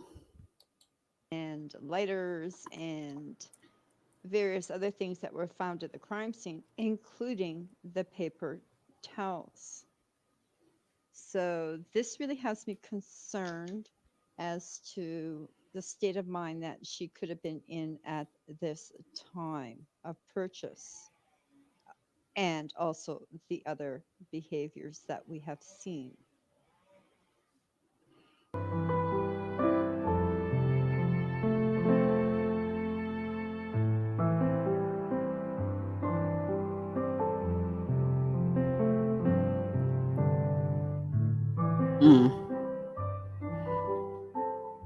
Right. They didn't find the torch though. I didn't even think about that. And then they just this is sloppy. They should have took all of that.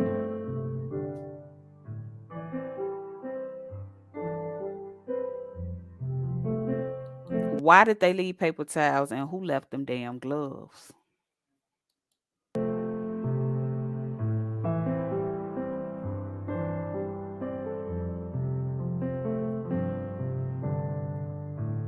Somebody said the gloves look melted. I right there, I can't tell, and right there, I can't say that.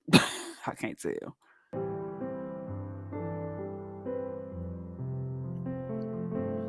Mother.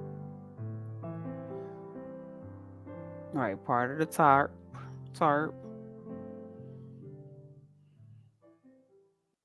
Only took her debit card and car key. She didn't mention her purse. She didn't mention the cell phone. That purse was found at the crime scene and is in evidence.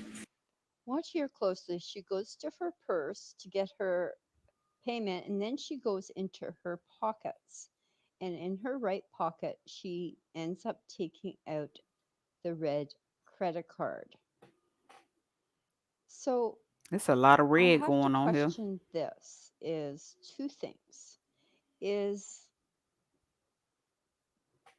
they find her credit card True. on her body or at the crime scene? And also, I don't think they found any credit cards because the daughter said that she didn't take her purse with her and she left all her credit cards at home, which is a big lie. why would she take her purse in there if she is just going to use a debit card? She wouldn't need a purse. Now, sometimes I do this. I go into the store and I don't need my purse. I just need my debit. So I won't take my purse in there. However, they did find her purse at the crime scene. So that is just something I wonder. I ain't heard that part. That's weird. And who Because the husband clearly said that she didn't take her purse on that damn 911 call. Credit card belongs to, or debit card, whatever she was using. But you can clearly see here, she makes the purchases and puts the card back in her pocket and leaves.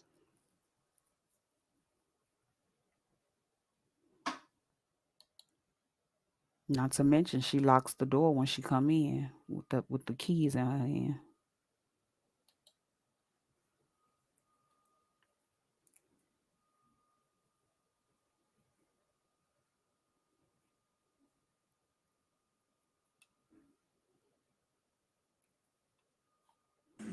Photograph from the Toledo Falls school cameras.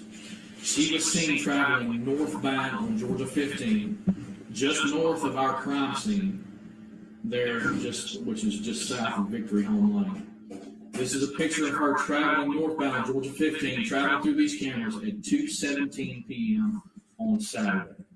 There is no information or evidence to this point that shows that this was something random. that there was something that was that was not from somebody that she either knew or somebody who she had some association with. That's what we're seeing at this time. So based on that information, we do not believe that this is a random act of violence. We do not believe that this is the act of a serial killer. We believe that this act was deliberate and personal. Hmm. It sound personal. It's a little bronze. This her home. This what she found. This what her car was.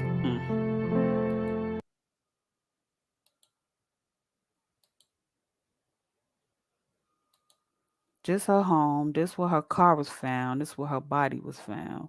And this the Family Dollar. That's on the opposite side. They said it was on the opposite side of the road. So was she headed back home?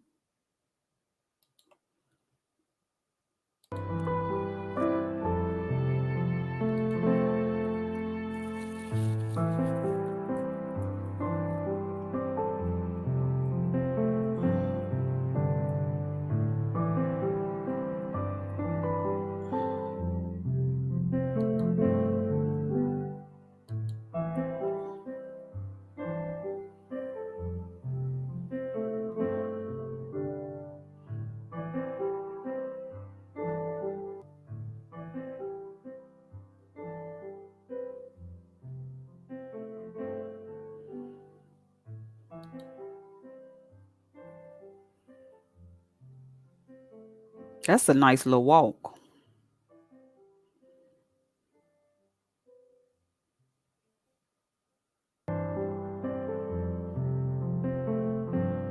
At the date of this recording, this is the only updates that we have been provided so far. We do hope something further will come Did he? out in the very near future. To hear the backstory, please visit my I didn't think that was an option for him. So yeah, this is ain't nothing adding up. Or is it just me? Cause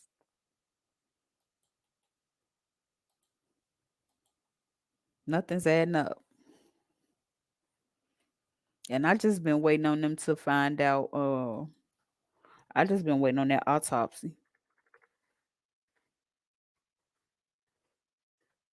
Cause whoever did it, I don't think they was a smart criminal. And I don't think this lady could unalived herself. Anybody think this lady unalived her own self? Like wrapped herself in a tarp and just set it on fire? Cause the paper towels, salute enemies public. The paper towels look like they was what was used to set the fire because it was only burned at the corners. It wasn't like burned in the middle, which they could have used wood since they was around a lot of wood. See, that's what I'm saying. Just weird. I'm like Hurricane. Hurricane said that was a sacrifice. Shh, it was a sacrifice side.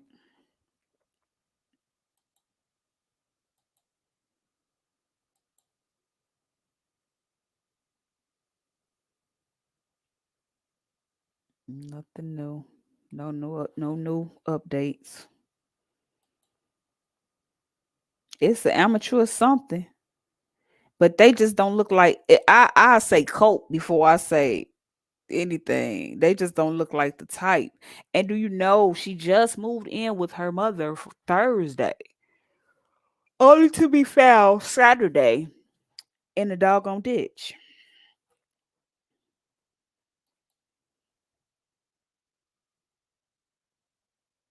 Right.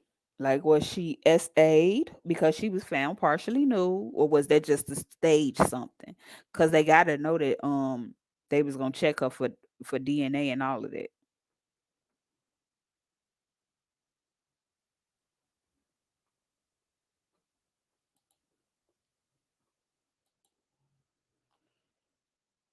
I tell you, this is it. Allegedly, but I allegedly think it. I don't know. Her husband saying iffy too. either iffy or scary. Cause he could have been scared of dude. He was talking to somebody in the background because he asked them a question that the police had the 911 operator asked him.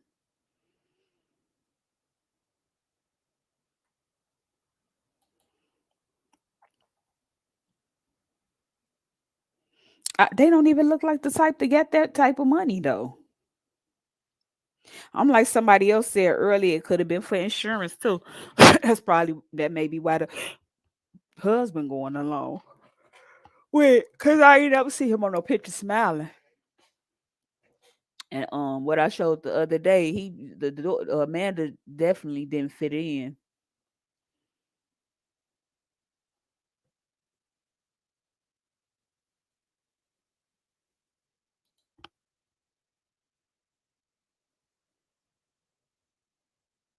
And the bullet that they found might not have nothing to do with it, but they don't know if she was. I don't think they know if she was shot yet.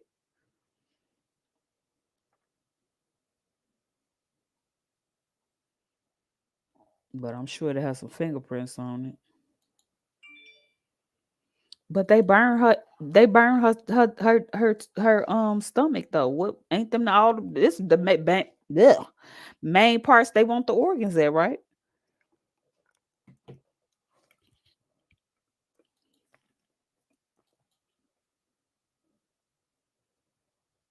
See, look at this picture.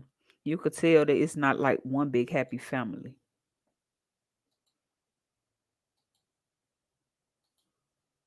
Like she all the way over there. Everybody else like, and he never looks happy.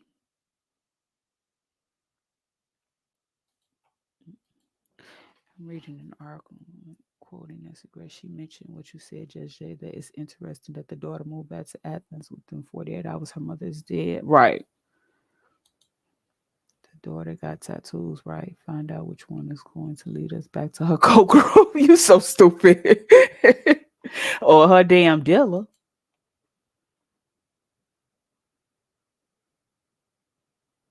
She do not look in distress at all.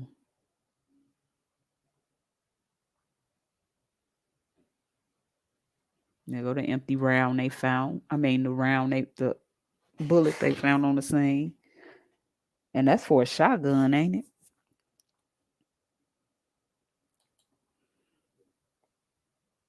Right.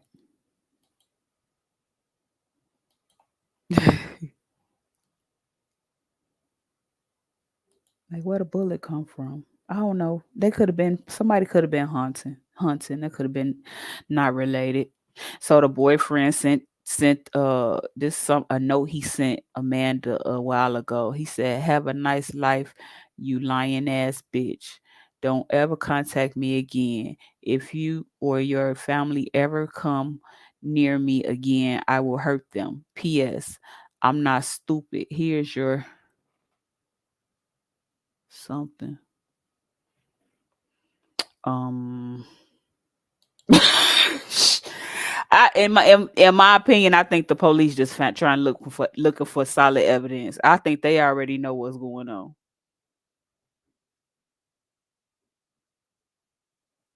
Well, why did it say Steve Collier page? Profile once possible. Why they keep saying serial killer too? Yeah, it was.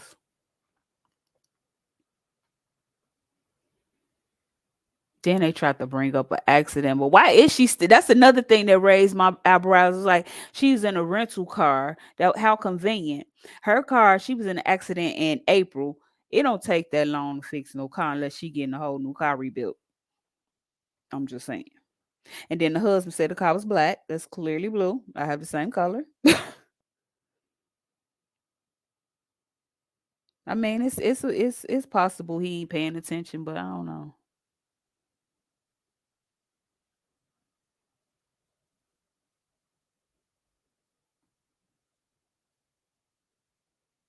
He just never looks happy. He never looks happy. I hope they paying attention to all of that too.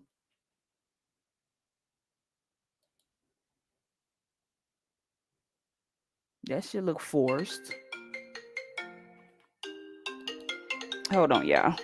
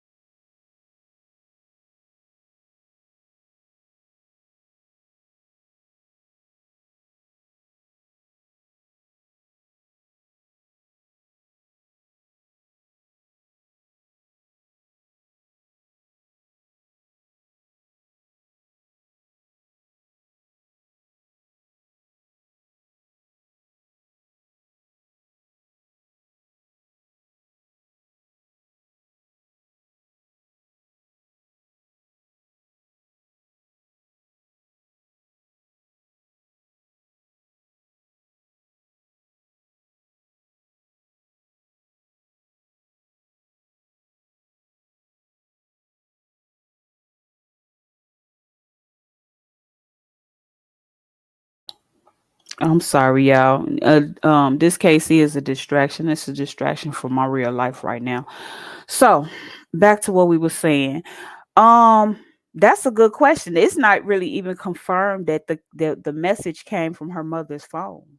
And then I seen another YouTuber that was going through it, and she was like, she was looking on the lady's Facebook page, and the way that she said the lady uses, punctuation and stuff, and the way the letter was sent, it was no punctuation, just a generic message on Venmo. It wasn't even a text from a phone. It was from one device to Venmo. When the boyfriend already said that she siphons money out of his account every time he get paid. So that basically tell motive right there.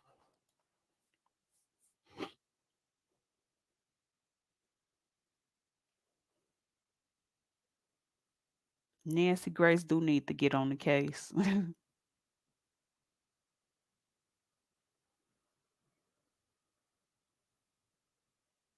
This is ridiculous.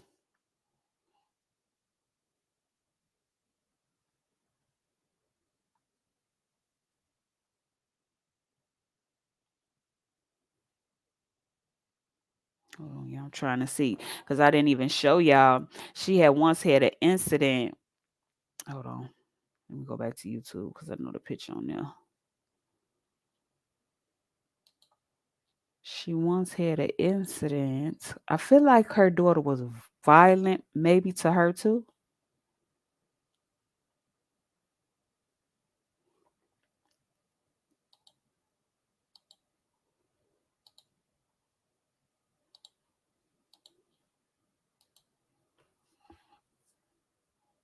Podcast giant Joe Rogan offered his support to Elon Musk as the Tesla CEO. The hell I clicked on. Georgia real estate office manager Debbie Collier's son is speaking out for the first time after his mother's shocking death earlier this month, as investigators race to find a suspect. Jeffrey Bearden, Collier's son, told Fox News Digital on Saturday that his mother was the kindest, greatest influence on his life and asked for respect and privacy as his family deals with the traumatic news of her murder. I am writing to Who they said they had the cell phone. They smashed it.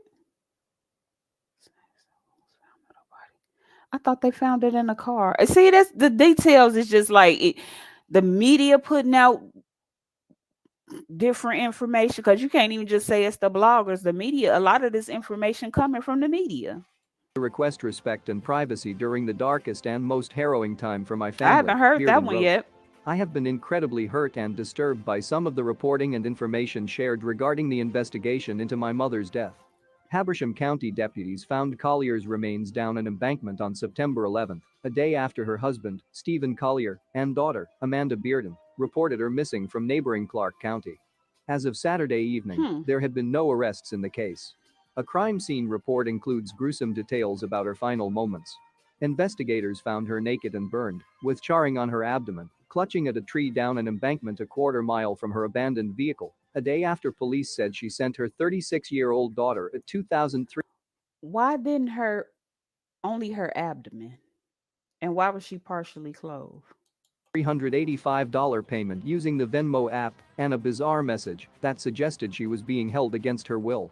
Investigators, however, publicly ruled out both kidnapping and suicide last week. I ask that all attention on the tragic story of my mother's death remain focused on aiding the police investigation, Jeffrey Bearden said Saturday. He asked for privacy and for an end to online guesswork until police complete their investigation.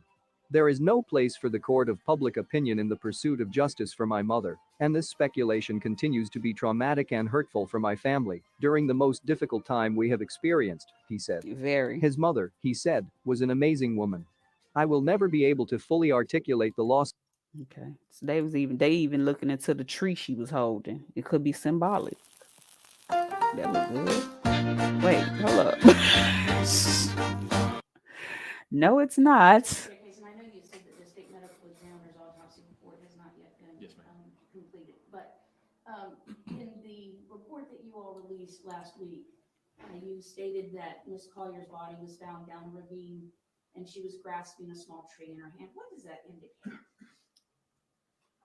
I mean, that's a lot of different indications. I'll I mean, let him kind of talk about that. At this point, we're not sure what it indicates. Could she have been alive? Very possible that she could have been alive at the time she went down the ravine.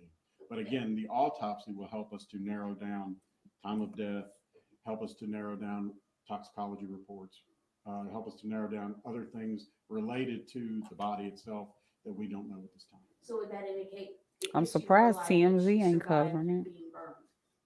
Very possible. Again, very preliminary in nature. Yes. This was another theory of somebody's because Good of the way morning, she was everyone. dressed. My name is Michelle. I hope you're doing well. Welcome to another video. It's Wednesday morning.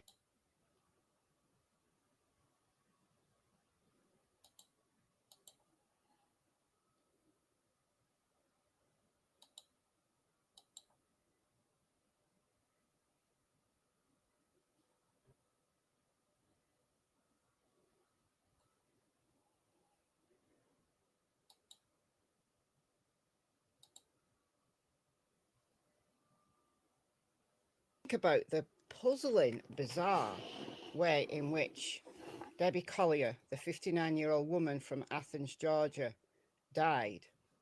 I'm going to go through the timeline and possibilities. There must be a lot we don't know about this case because every scenario that I try to think of doesn't make sense. So this is a voiceover, so you'll hear dogs and stuff in the background. Cassie's already here being annoying, so there's that. All right, let's start with the timeline. So September 9th, in the evening, neighbours hear a commotion from the Collier's home. The Collier's home is on Rocky Drive in Athens. They say that the commotion appears to be coming from a younger female. The Colliers have lived at their Rocky Drive address for some years. I was confused the other day. I thought they'd just moved in, but actually no, it's the daughter that's just moved to the area from Maryland. Am I tweaking? Do the daddy never look happy? What the husband? The daughter is Amanda Bearden, and then her boyfriend is Andrew. So Debbie's husband, Steve Collier, last sees Debbie about 9 p.m. when he's going to bed. They don't share a room because he's a snorer. I don't think that's unusual. I think couples where there's a snorer in the home, they do sometimes sleep in separate rooms just so that everybody gets a good night's sleep, either permanently or just when the snoring's particularly bad. I don't think there's anything unusual about that in itself. According to the article, yes. It was allegedly so. Oh, I ain't heard that yet. Okay, I got to start reading some articles. Anyway, in the morning of September the 10th, which was a Saturday, Steve left for work, and Steve noted that Debbie's rental van was in the driveway. So Debbie was in. He didn't see her though. But we know she was alive on the afternoon of September the 10th. So again, nothing unusual there. Now we get to September 10th at 2:55 p.m. and surveillance footage at a Family Dollar store in Clayton, Georgia, sees Debbie entering and going to the counter to get her stuff checked out. This is at 2:55. Takes her 14 minutes. Then at 3:09, she leaves that store after buying a rain poncho, a porch lighter, a tarp, a tote bag, paper towels. Now, some people have questioned whether this was indeed Debbie. I believe it is. There's a better photo here that you can see Debbie's face. Some people have said that she's wearing a wig. I don't think so because you can see her roots.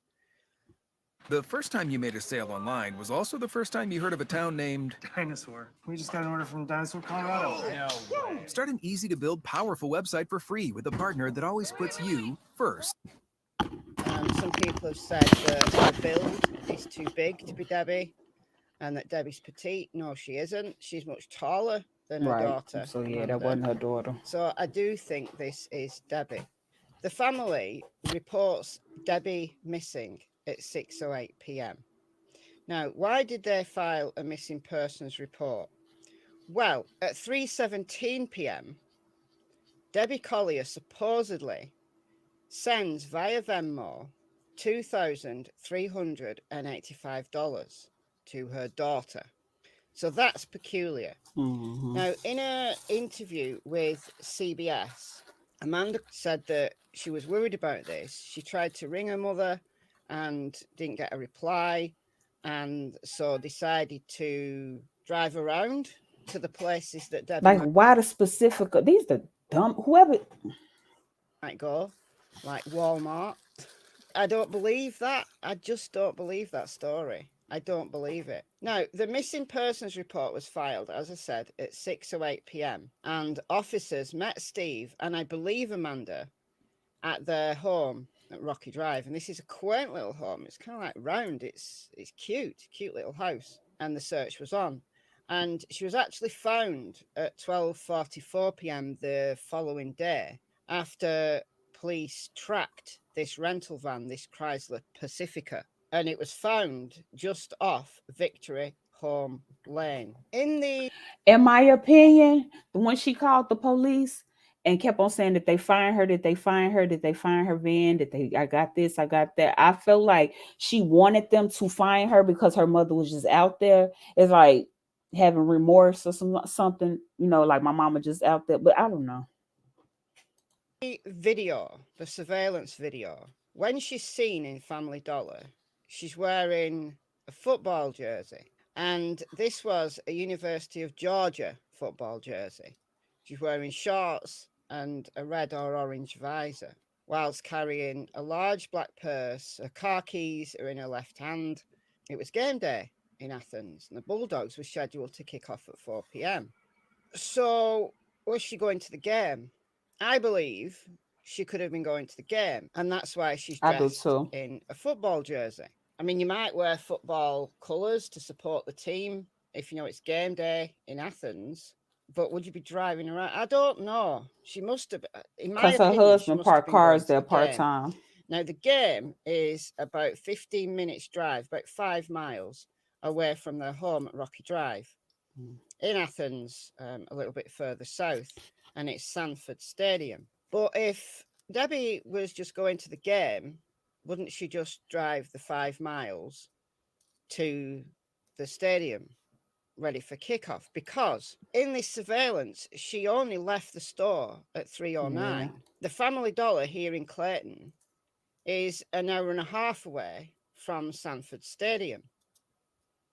So if she's an hour and a half away from Sanford Stadium and she only leaves here at 3:09, she's going to be very late.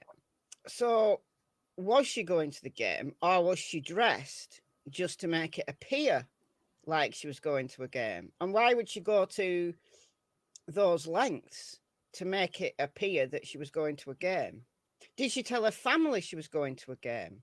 This is what I mean. We've not got enough information here. We've not got. I doubted if she told her family she was going to a game because they neither one of them mentioned it. So did they? Yeah, neither one of them even mentioned that. Come to think of it, Enough information to be able to put even one theory together. Because if her family reported her missing at 6:08, well, the game would probably not even have finished by 6:08. So did they not know she was going to the game, or did they think she was going to the game, but because of this strange Venmo, because apparently Amanda couldn't find her and couldn't get in touch with her, that's why they reported her missing? But wouldn't you just wait to see if she came home after the game? Or in this mad driving around, those 911 calls was calculated. It was like somebody like the father, then she called like he was supposed. You know what I'm saying? It just seemed calculated to me. Amanda was doing, would she not think about going closer to Sanford Stadium? I don't know. None of it. Then called her sister and told her sister to call because everything the sister said, she said, my niece told me. It makes sense. If she was going to the game, but yet she stopped off just off Victory Home Lane, why did she stop there? Because she's already running late. Police! I'm a cop.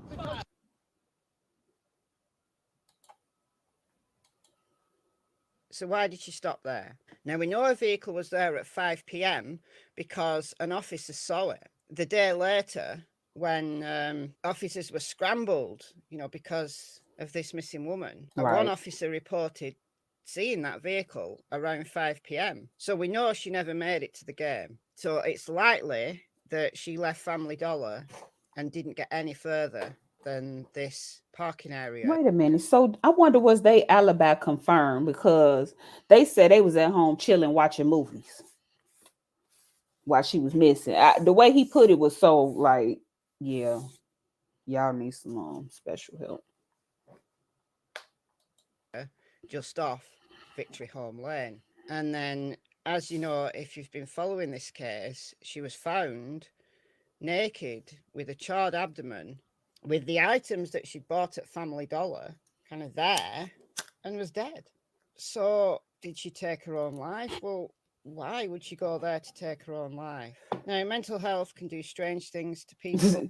The most recent video, the lady thinks she took this particular lady that's talking, think she took her own life. Now, Maybe she did this elaborate thing, like going like an hour and a half north to buy this stuff, then to take her own life. I don't think it's likely. I really don't think that scenario is workable, in my opinion. I don't think that's what happened. But is this homicide? Well, if it's homicide, it's certainly not kidnapping, as the Venmo thing would have you believe. Because why would a kidnapper allow you to send a Venmo? And why do the things that Amanda say not make sense? So we know that Amanda and Andrew's home has been searched. Don't know what the results of that are. We know that Andrew's been. but see, Amanda lived with her mother. She moved in Thursday. Complaining about them being considered suspects. So did Andrew and Amanda meet her at Victory Home Lane with this stuff that maybe they said they needed for camping? And she said, oh, well, I'm on my way back from Family Dollar. Why would she go all that way north if she was going to the game in Athens 15 minutes from her home? What was the purpose of her going all the way up there? And was this planned? Was this planned with Amanda and Andrew? Somebody was actually met her there because the car was left there. So if somebody had jumped her, then how would they have got to where they were going? There must be another vehicle involved. So I didn't even think about that. was this Amanda and Andrew? Was it somebody else? Was she meeting someone else? And that's why she went that far north. Was she meeting someone else? A friend? A lover? Was she having an affair? Don't know. Was she meeting a friend further north? Maybe they went out for lunch. Wasn't that you the other day, Hurricane, that kept saying, who is they? She said they. Where was that friend when she was in Family Dollar? Were they in a different vehicle? Did they not meet her yet? Were they going to meet her at Victory Home Lane? A very strange place to meet, but right. None of it makes sense. We need more data. And in my opinion, I think it was her and her boyfriend. I think she made him do it. Yeah, I think she made him do it. Which is weird. It's all good. And hopefully those answers will come, because this case is a real head scratcher. Without more information, every single scenario that I can think of, there's too many problems with it. There's too many holes in it. But let me know what you think. So yeah. But now this lady has changed her mind, and she thinks that it was she thinks she unalived herself. I didn't think about that though. It didn't have to be two vehicles, but it had to be two vehicles.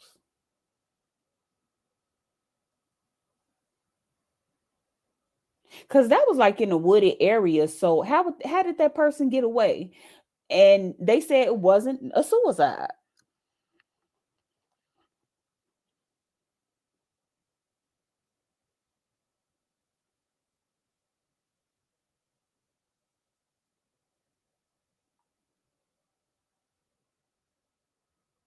Very awkward. Let me see. I ain't really read no articles. I really been watching videos because it's a few people doing lives. I done listened in on a few of their lives. You know what I'm saying? Which would make it look like she unalived herself, but the police said she didn't.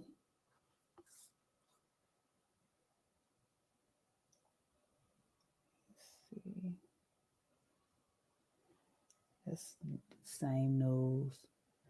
Trucker. Now Fox News saying this. Hold on.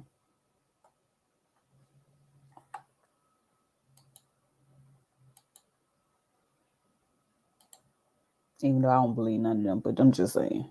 That's all we really. That's the only, like, you know, the news don't always have it right, but as far as get solid evidence, whatever, you would depend on them, since nobody else knows than anybody else that wasn't there. Okay, it says Debbie Collier murder, 2.4K Venmo payment, very close to sum daughter's boyfriend owed in fine, sources say. Georgia deputies found Collier dead on September the 11th, a day after she went missing, and sent her daughter $2,385 over Venmo. The day before, deputies discovered Georgia office manager Debbie Collier, deceased, in the Chattahoochee, whatever that word is, National Forest. She sent a mysterious money transfer to her daughter along with a confusing message. They are not going to let me go. Love you. The key is in the key to the house is in the blue flower pot by the door. Now, mind you, this didn't have no punctuation in it. She wrote to her daughter, Amanda Bearden, along with the $2,385 Venmo.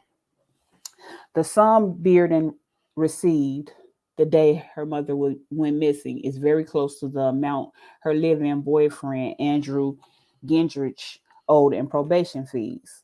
Two law enforcement confirmed. Okay, so it was confirmed by law. Oh, hell no.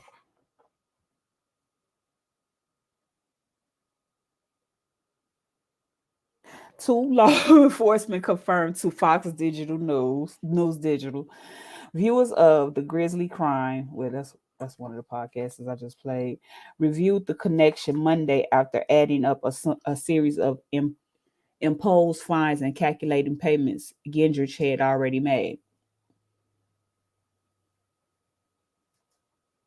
The math, according to the sources, could be thrown off slightly by additional fees added. The sum had not been paid to probation as of Wednesday morning. The billing coordinator at Athens Clarke County Probation Department said the details of the fines were confidential and could not be discussed over the phone.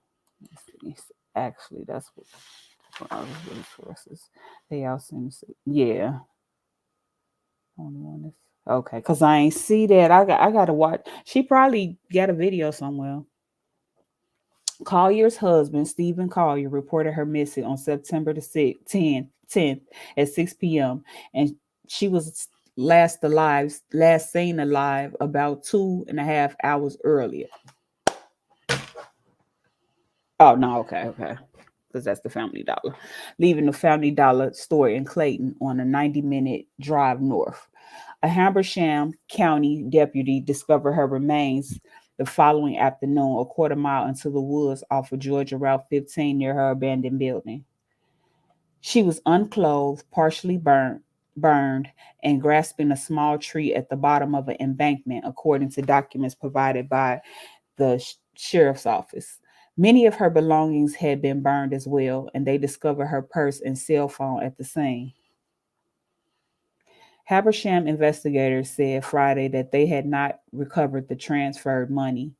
2 days before Collier's disappearance, Bearden and Gendrich moved back to Athens from Maryland, where they had been living with her brother. Habersham County investigator George Kaysen told reporters last week. Investigators have not publicly named any suspect or person of interest in the case. Police served a search warrant at Bearden's home in the days after the slaying, but they have not revealed what, if anything, they found there. Gendrich told Fox News Digital last week that the couple had no involvement in the crime. Okay. The couple had no involvement in the crime and they were scared themselves, sleeping behind barricaded doors as Collier's killer remains unidentified. Blah, blah, blah. If you know where to find them, blah, blah, blah. That's weird. I ain't even think about a getaway car. Look, I'm going to hop in one of them chats like, hey, y'all know anything about a getaway car? Because damn, to be in that area, you would have had to have had transportation. Wasn't no walking. See what they need to do, because they can't find her car going, I think the direction where she was found. If they find that, they done cracked the case.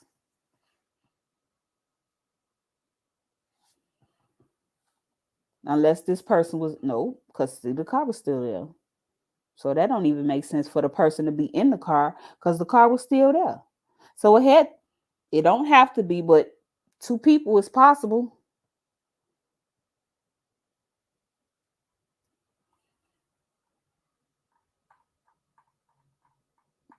Let me see. They were saying something about it was close to his to a rehab.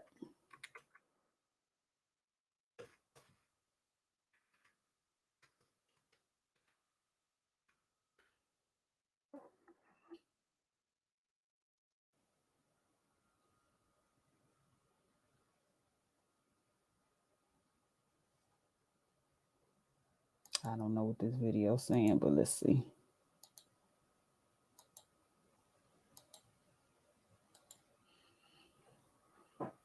Your swollen feet are trying to tell you something. You should never ignore swollen feet and legs. Swelling means there's blood and fluid getting stuck.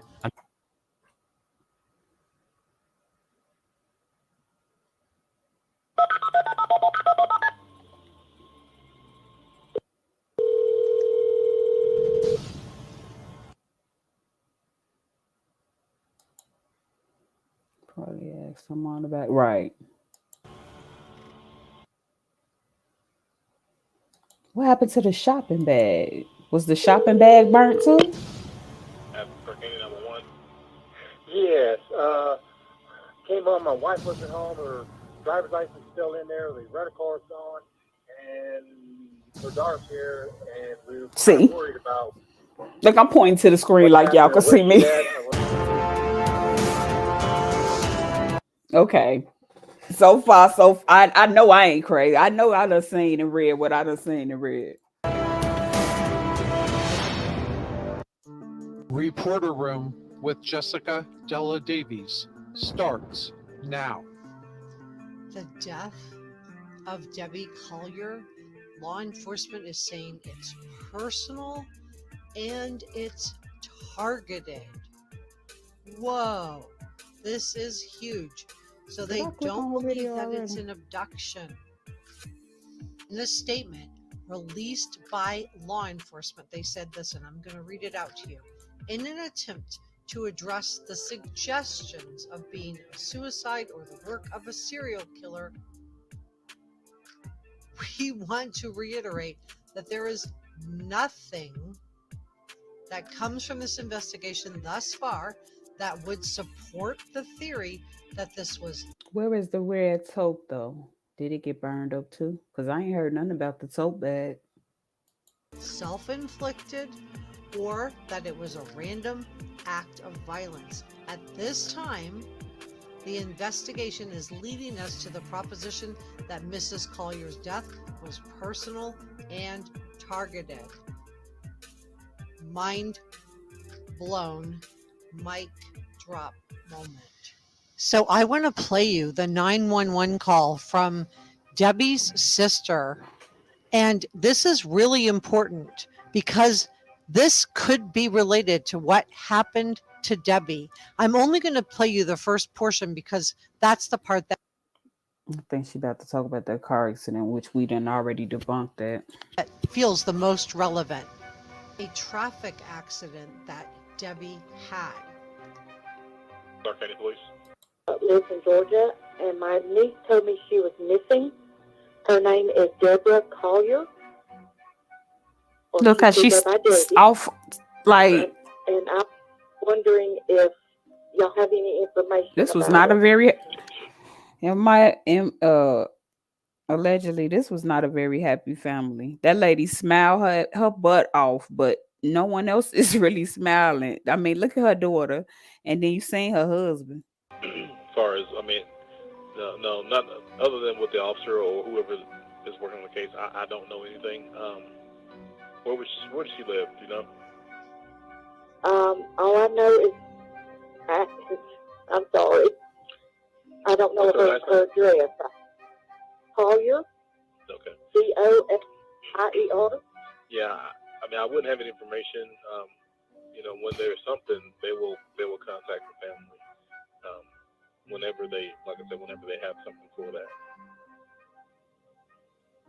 Okay. All right. It's just not good information, so I'm just. Yeah, I'm sorry about that. I am really worried about my sister, and. You know, do you have any information where she might go, or do you have anything to add? This must have been taken when her body was still laying out there, because they covering her. They use her face to cover something. From my niece, she said that she was in an accident about a month ago, and she was, on the road. She was following this truck, and this truck lost a paint can, and the paint can hit my sister's car, and the paint went everywhere. And the driver was trying to convince my sister not to tell the cops that he was driving because he was out on. Remember I said something about that rental car didn't seem right. What if she rented a car and let her daughter use her car? Parole, and there was, a stipulation to his parole that he couldn't drive. I'm sorry. I was going to ask, do you think that was told to anybody else? Well, do you think that was told to the officer, that concern? That standing from my niece. Okay, so everything I'm sharing with you today is my opinion, and opinions are not facts. What so she please said. Don't send any negativity to anyone, anytime, anywhere. Let's be good and kind to each other. This video is for educational, and despite the fact that the Venmo message that Debbie supposedly sent to Target, and there's no evidence of the abduction. And let's get started.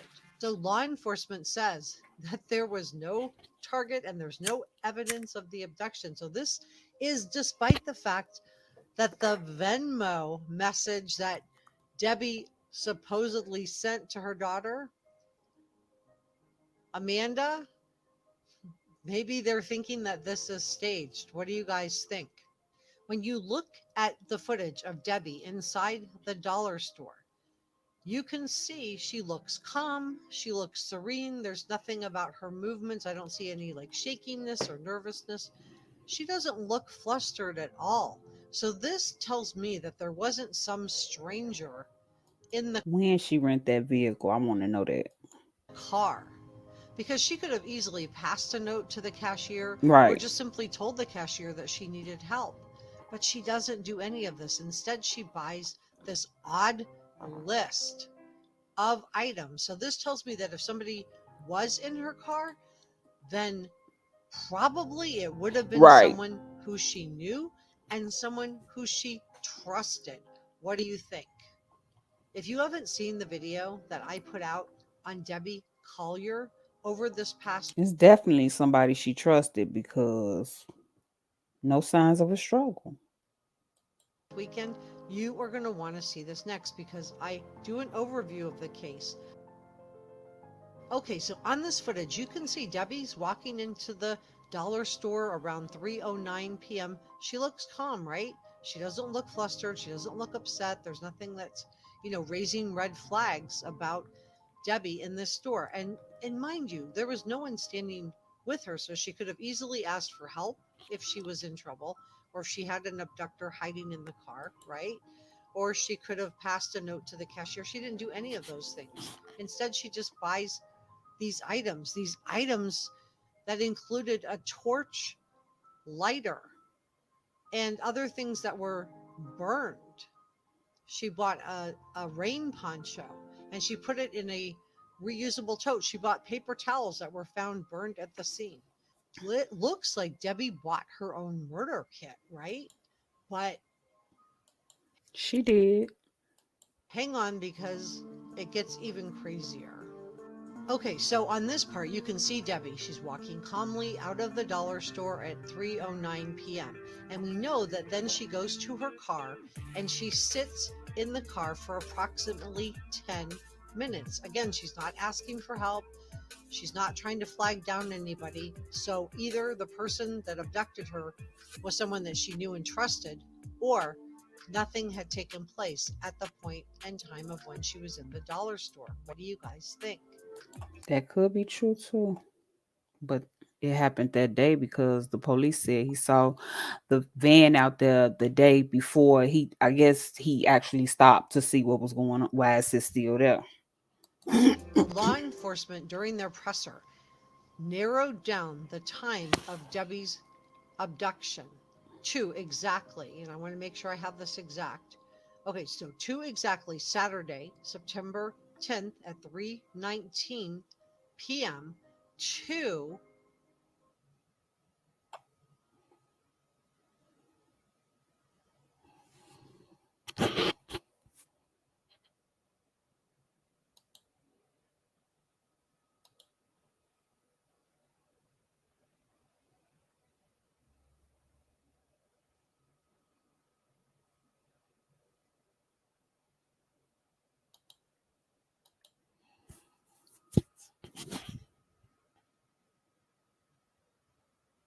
I hate this stuff.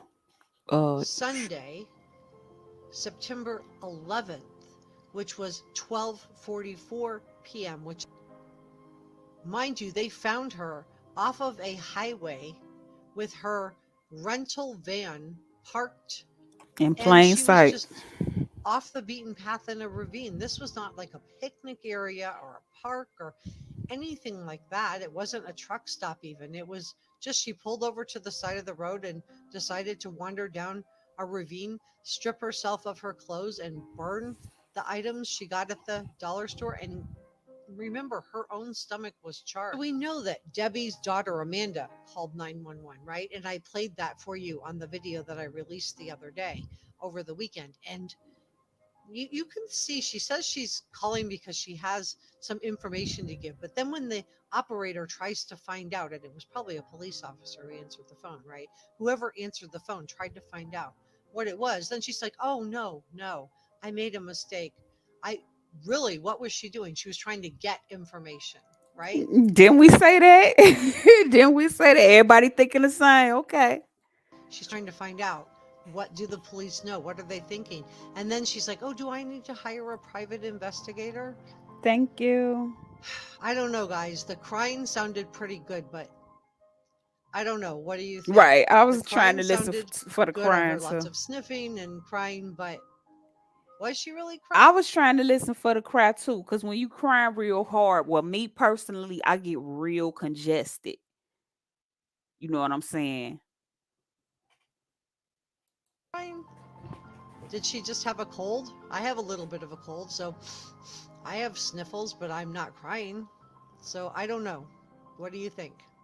And then we have Steve's call to 911, and he also sounds calm. But at this point in time, I think it's fair to say, because he has been ruled out, he was parking cars up till 3 p.m. on the day that Debbie disappeared. And so law enforcement has verified his alibi. So I think it's fair to say that maybe he just wasn't that flustered.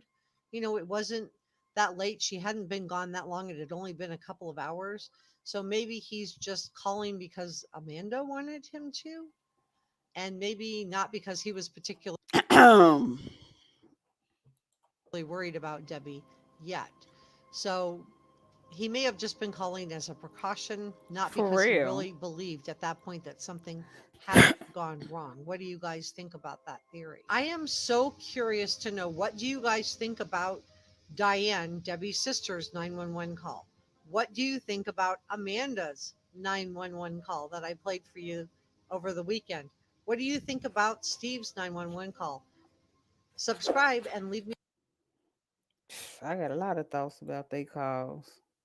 They all seem iffy. Very iffy.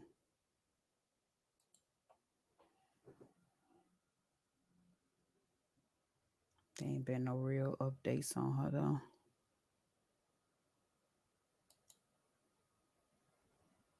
And then she said, I hope who did this burns in hell. She probably already feel like she burning in hell, to be honest.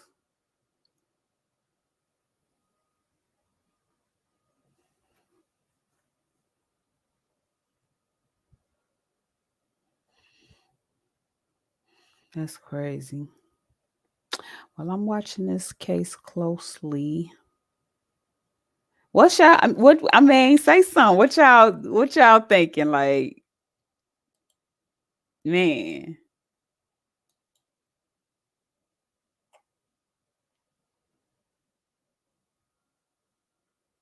I don't think she sent that Venmo because she probably had her. So they said the mama phone was shut off at 3:19 as she was leaving the Family Dollar. That's weird.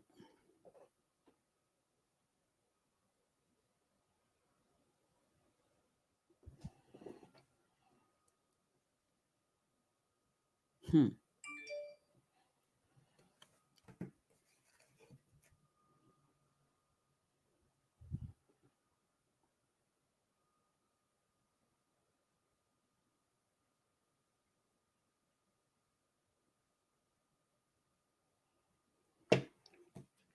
Um, ain't nothing new. No new updates other than us SUV SVU us SVU detectives. Oh my god, for real.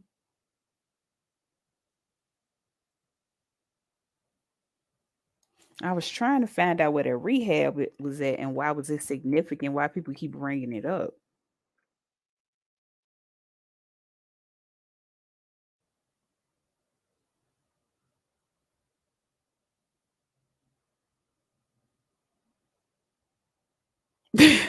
Shit, for real. Okay, Detective Hurricane.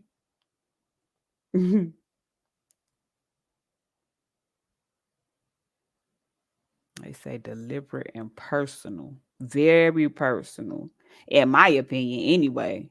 But the police opinion too.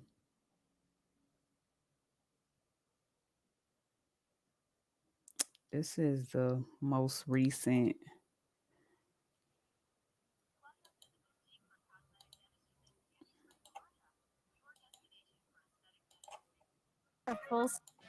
First on 11 Alive, new surveillance video showing Debbie Collier alone in a parking lot when her daughter says she sent her a Venmo payment and a text saying they That's won't let so me go. Now, sad. this video is just adding to the mystery of this homicide out of Habersham County. 11 Alive's Cody Alcorn has been digging into this case and has new details tonight. Cody.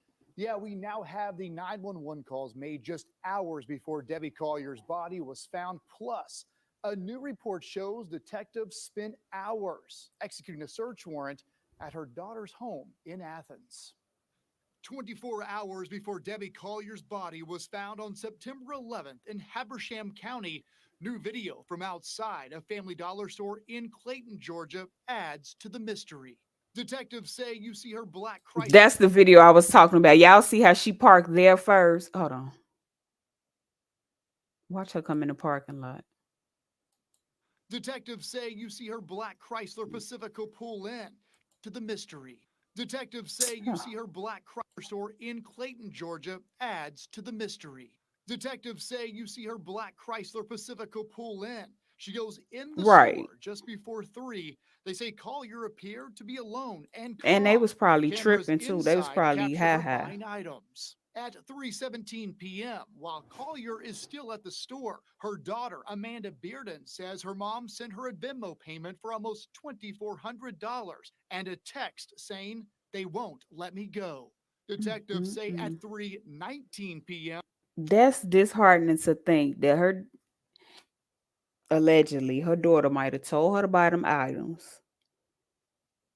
How did they get her over there?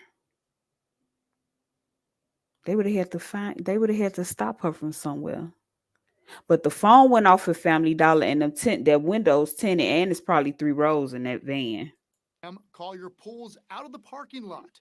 3 hours later, her husband reports her missing in Athens. And why would he report her missing so soon?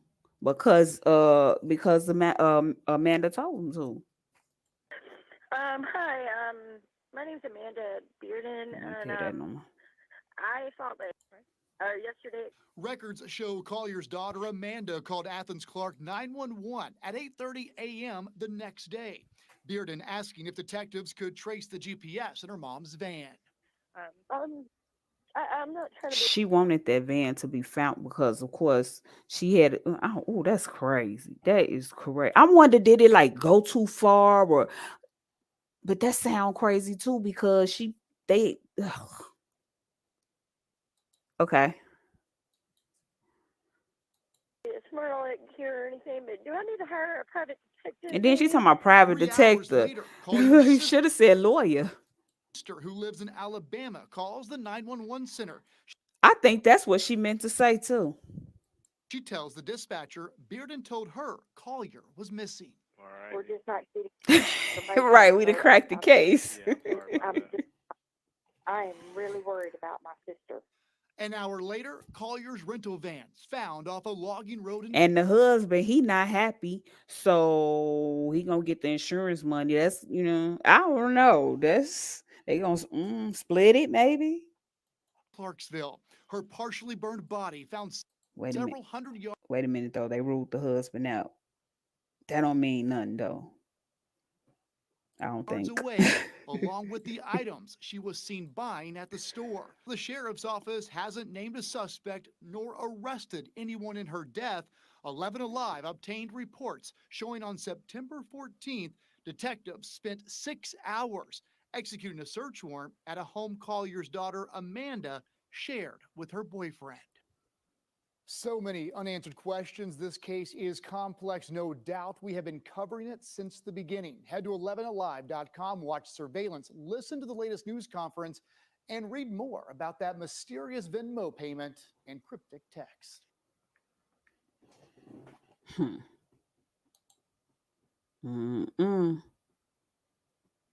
I think we might get promoted, y'all.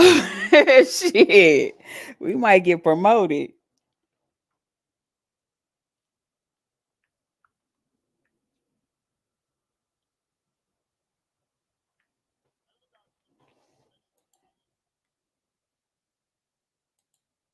And that's basically repeating the same information, which means they don't have nothing new. They waiting on that autopsy.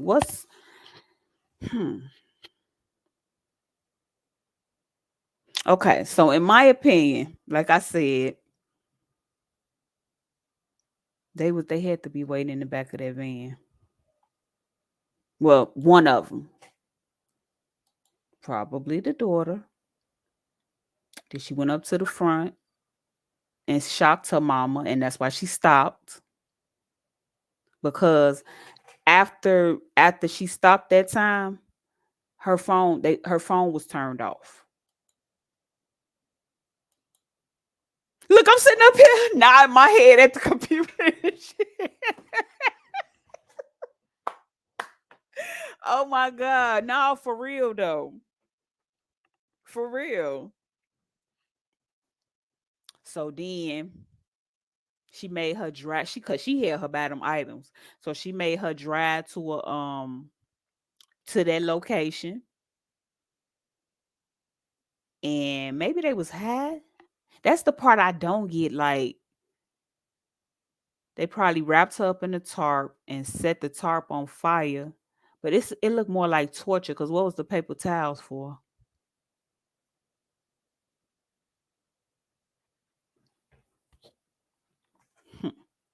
That's crazy.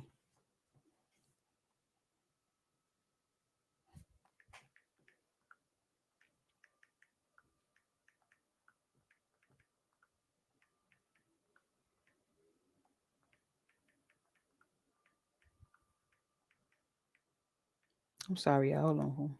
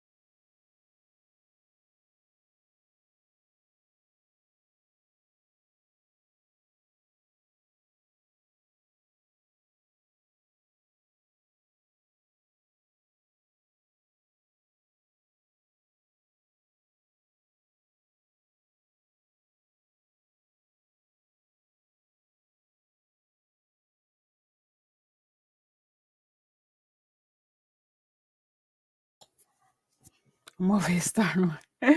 Yes, I know. I'm like, ain't they don't have nothing new though. Oh, but they do got a lot of lives. I be listening in. I be scared to not really scared to comment, but it don't be looking like the kind of crowd that's I don't know.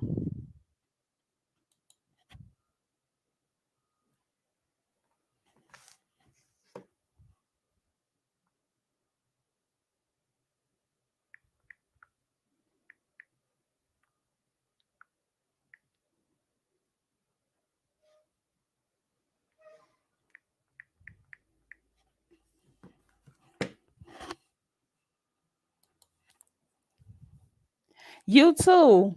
I know. I'm gonna stick to it through the end. Look, we gonna solve this case because it's still submitting stuff, you know. For real. Cause we got to figure out was somebody in that van and how did the person get away from that place. So we had, I'm gonna need the police to yeah, I think I'm finna go sit in some lives. Cause I swear I like stuff like this.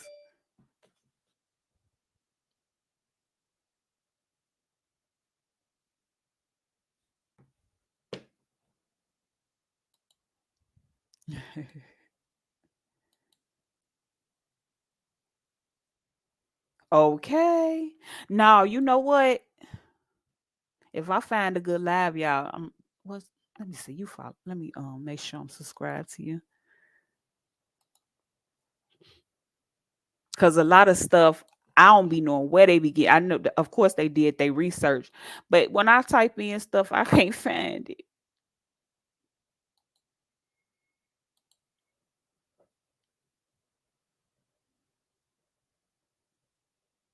Damn.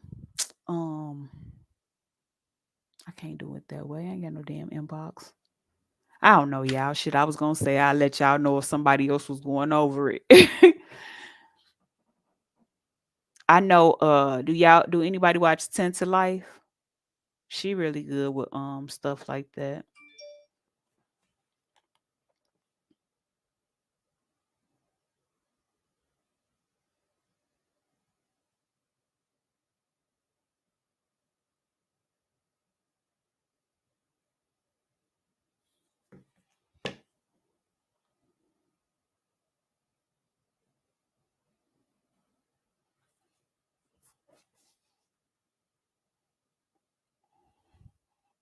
Yeah, so I think that's about it for today's sleuths. Until we meet again. No, for real though. I like doing stuff like this. We should do this more often. But I'm gonna go ahead and end this broadcast. And it's been a pleasure. What's up with it, La Familia? Happy Sunday. Just had to pop in real quick. J-U-S-T-J-A-E, fake niggas free, M-O-B, first lady on the panel, just J, it's the channel, when you're watching, gon' sub, hit that like, leave a comment, respect what she all about, haters gon' walk it out, a lady, be a lady, right now, bitch, close your mouth, a Midwest gangster, thuggin' in the South, a princess from Chicago, ATL queen, pull up on the shoulder, she the hottest in the city, she a badass bitch, yeah, that thing sitting pretty, roll it up, light it up, we just wanna smoke and ride. If you look into her eyes, she'll leave you hypnotized. Soft spoken when she talk, don't get it twisted, get it twisted. She got lady too bold, yeah they with it, yeah they with it. What in is you too street? She ain't come out here to play. Niggas like, who that is? That's my homie, just Jay. Sad.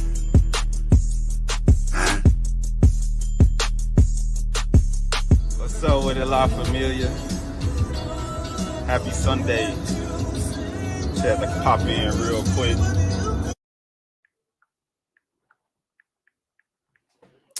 Bye. Thank you. Thank you. Thank you. I liked it too. I enjoyed it. See y'all later. Thank you, Hurricane.